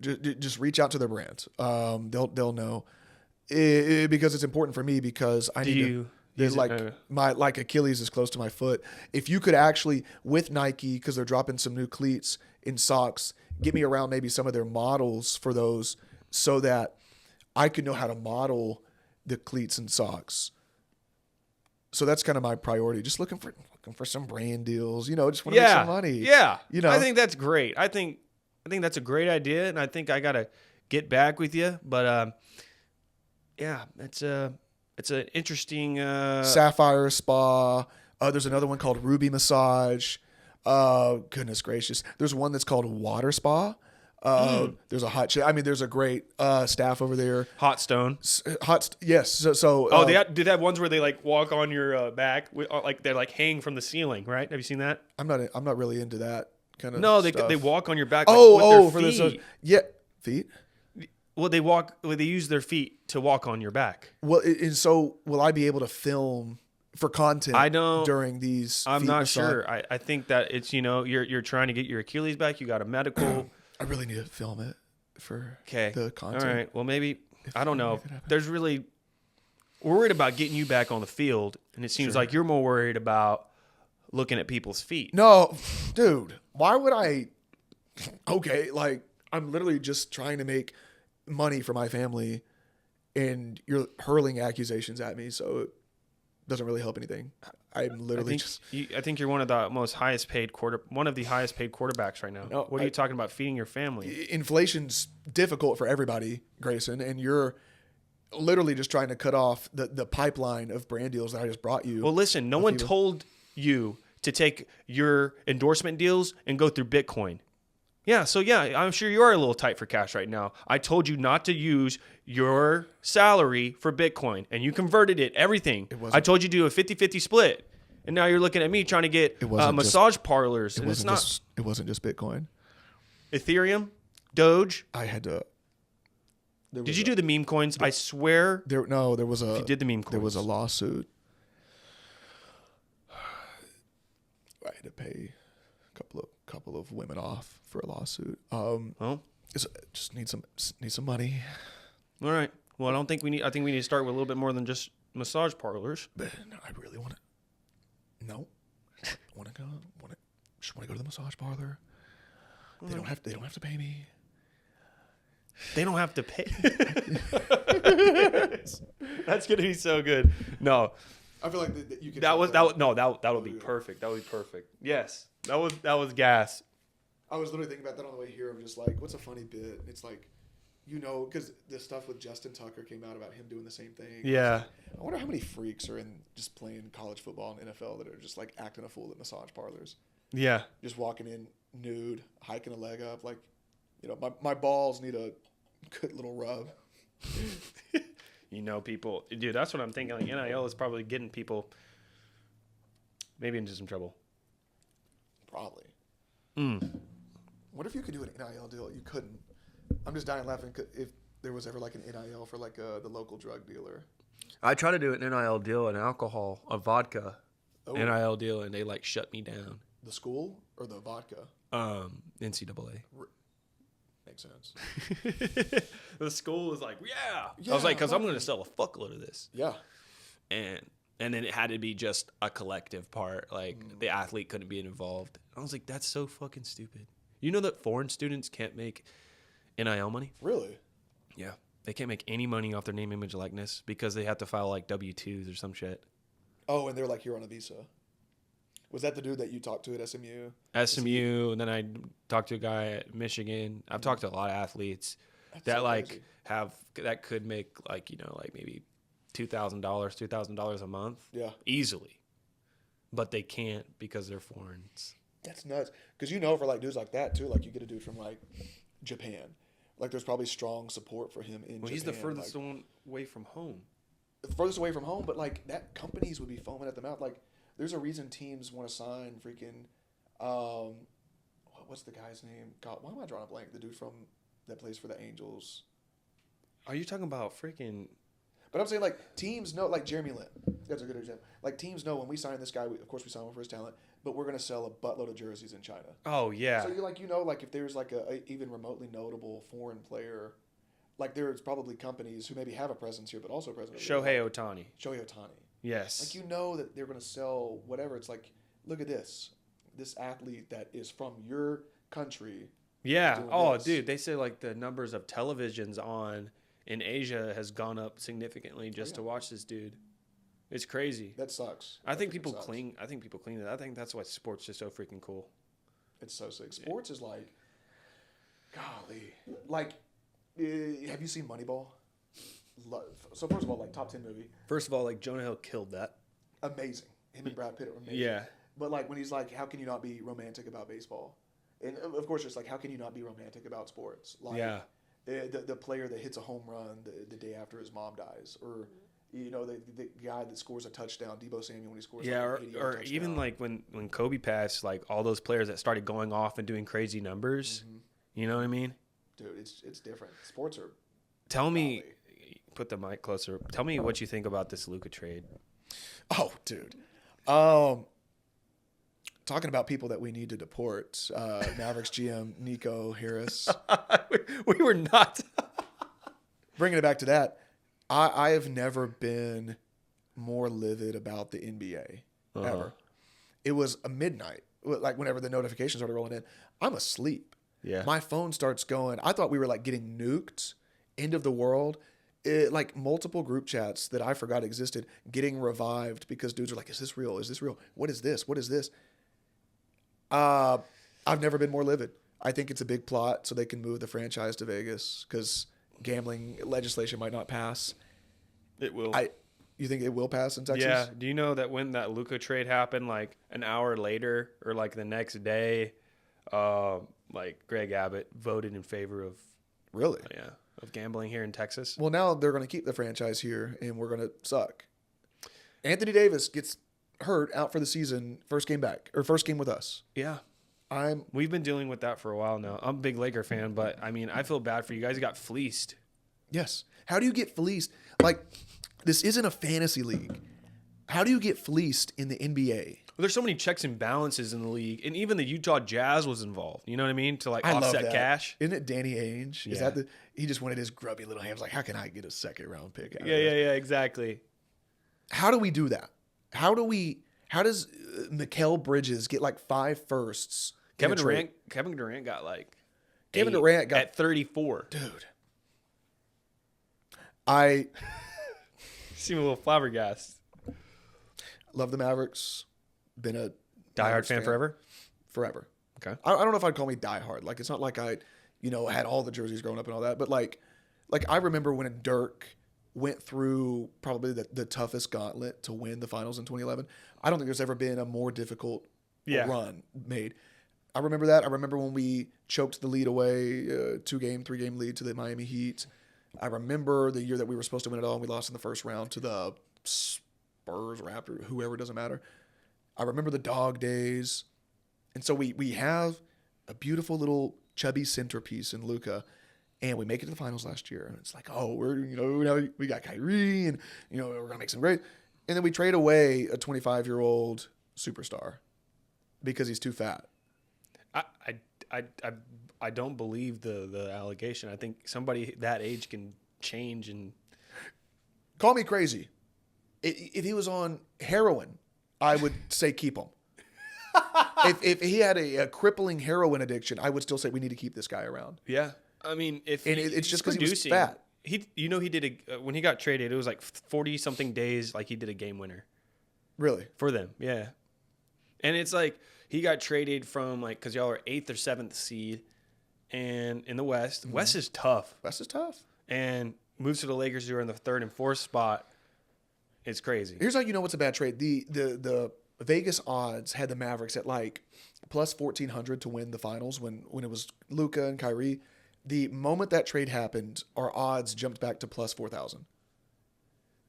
So people, and there were Laker fans, hey dude, you're not getting, just some nobody with Anthony Davis. I'm like, don't even the people with billions of dollars invested in this said your odds just were more than halved. Yeah. That's fire Nico Harris. Yeah. You're not even in win mode right now. Some people say, oh man, this is win mode right now. It's like, no, this is no. And obviously they see something we don't obviously things will come out, but I think that if anything, Luka is going to control the narrative and let's say he has to get back in shape, he will do that. He will. He's going to get back in shape. It's a motive. It's a motive and the press isn't on Dallas's side. It's not like Luka did something. Oh no, I think the lights are so bright here. The lights are very bright in LA. Yeah. I think he's going to shine like that. Yes. And LA is going to have him. They're going to keep him for the next 10 years. And it's going to be great. And we're going to probably win 15 games next year. If you're Nico Harrison, what's your main reason why you did that? Other than your conspiracy theory with the Vegas thing. Other than that, to annex everybody out of the equation. Mark Cuban wasn't a part of it. Mm-hmm. It was just him and Dumont, right? Or Dupont. Him and Dupont and Rob Pelinka. I think 2 scenarios. I think that there's a scenario where you can just outsmart yourself and think that I have the inside track that no one else has and blah, blah, blah. And this makes sense because I know this and people don't. But I think there's another thing of just you see it historically, when a king gets all the power and just gets kind of I can do whatever I want. I legitimately think it was just we see an inkling of, dissatisfaction with his weight and his defensive effort. I'm the king. I can do this. I'm going to do it. It's I'll make this call and because I can. I feel like it was legitimately because he could. Because I know that there were probably a ton of people in that organization who was against that. Yes. I literally think that you can get enough power in any job or work of life. I think Nico Harrison hasn't done any really big, huge things other than offload a KP contract and he had done a fairly good job. Traded Brunson and all that. Well, that was stupid. Didn't extend Brunson. In hindsight, that was stupid. But I mean, we got Kyrie at least, so it was okay, we see the vision, and maybe Kyrie's more seasoned in the playoffs, blah blah blah. Okay, but to trade Luka, is Luka's treason. top 3 Yes. in the league. Yes. At 370 or 270. 370 would be crazy. Well, 270. Cadillac. He's at 270. Okay. He's still dropping 26. So when he's at 350, he's going to be an animal. And when you get a right crew around him that going to motivate him to take that next step, because you just created a motive for him. You just created a motive. So now he's going to shine. Now he's going to be freaking shredded. And plus, food in LA is a lot more healthy. Well, I think the whole service from beginning to end in LA is just better. Probably a better run organization. Yeah, just a better run. I heard stories. It's still in the family trust. It's still Jeannie Buss trust. Oh, is it really? Mm-hmm. I heard stories the Mavericks would pull up and bring fried chicken and sweet tea after practices, catering for players or Tex-Mex. So I feel there wasn't even a push from the front office to really incentivize healthy eating. So it's you didn't even I don't know, bro. I'm pissed about it. Mavericks. A lot of my friends canceled their season tickets. I hope that they boo Nico out of existence. That's my yeah. How do you feel about Nico removing fans when booed? You heard me talk about the First Amendment. I love freedom of speech. If people want to tell you that you suck, they get to do that. Yeah. And if there's a lot of people, and if they want to tell you you're doing a good job, you can do that too. Yeah. But if there's a lot of people, frankly, if there's a lot of people and they're telling you, you suck, Nico, you suck. If there's a bunch of people, you probably suck. Yeah. Probably suck. Probably was a shitty move. Probably. And he's really eating his words with the Daniel Gafford injury and then the injury Anthony during Davis debut. is out for the season. And it's like, do you see that the Lakers were very cognizant of Luka and him getting back? Because he hadn't played since December 25th. Yeah. And good organization. And they didn't even play him the fourth quarter. Good organization. I mean, it sucks because Luka's going to have to do what? Won by 40, too. I mean, it sucks because Luka's going to have to be the backup. Like, he's not starting. But, like, apart from that, they have a corner piece. Luka, I think Luka's going to start. Yeah, with LeBron. Over Bronny James? Are you okay? Yeah, you're right, bro. Buddy. Luka's got to be our sixth man. You see Bronny that step back three the other night? Bronny's elite. Yeah, elite. I think that's why they were like, dude, just take Luka out, bro. We should bring Anthony Davis back. Would y'all do that for us, please? No. Okay. Hell no, man. Best PG, best SG in the league. Can we have LeBron, please? What if I said please? But like, think about them playing together, bro. That's crazy. That is crazy. That is a formula for success. That's like a race car. Yeah. One is like pushing pace, and one is like the pace. Yeah. And they're just constant. He's so slow that he's like, dude, I've never his game. He's like very good at twitching. He's like twitchy, like, but he's slow. But like and he's he like takes his time. 1, 2. Like now you're so off balance. Now this is easy. Just I'm just the gonna throw hezzy and like and he's like a magician. Body. He's literally a magician. He's like a little Luka Magic. Don't say that anymore. Luka. I'm done. Let's go.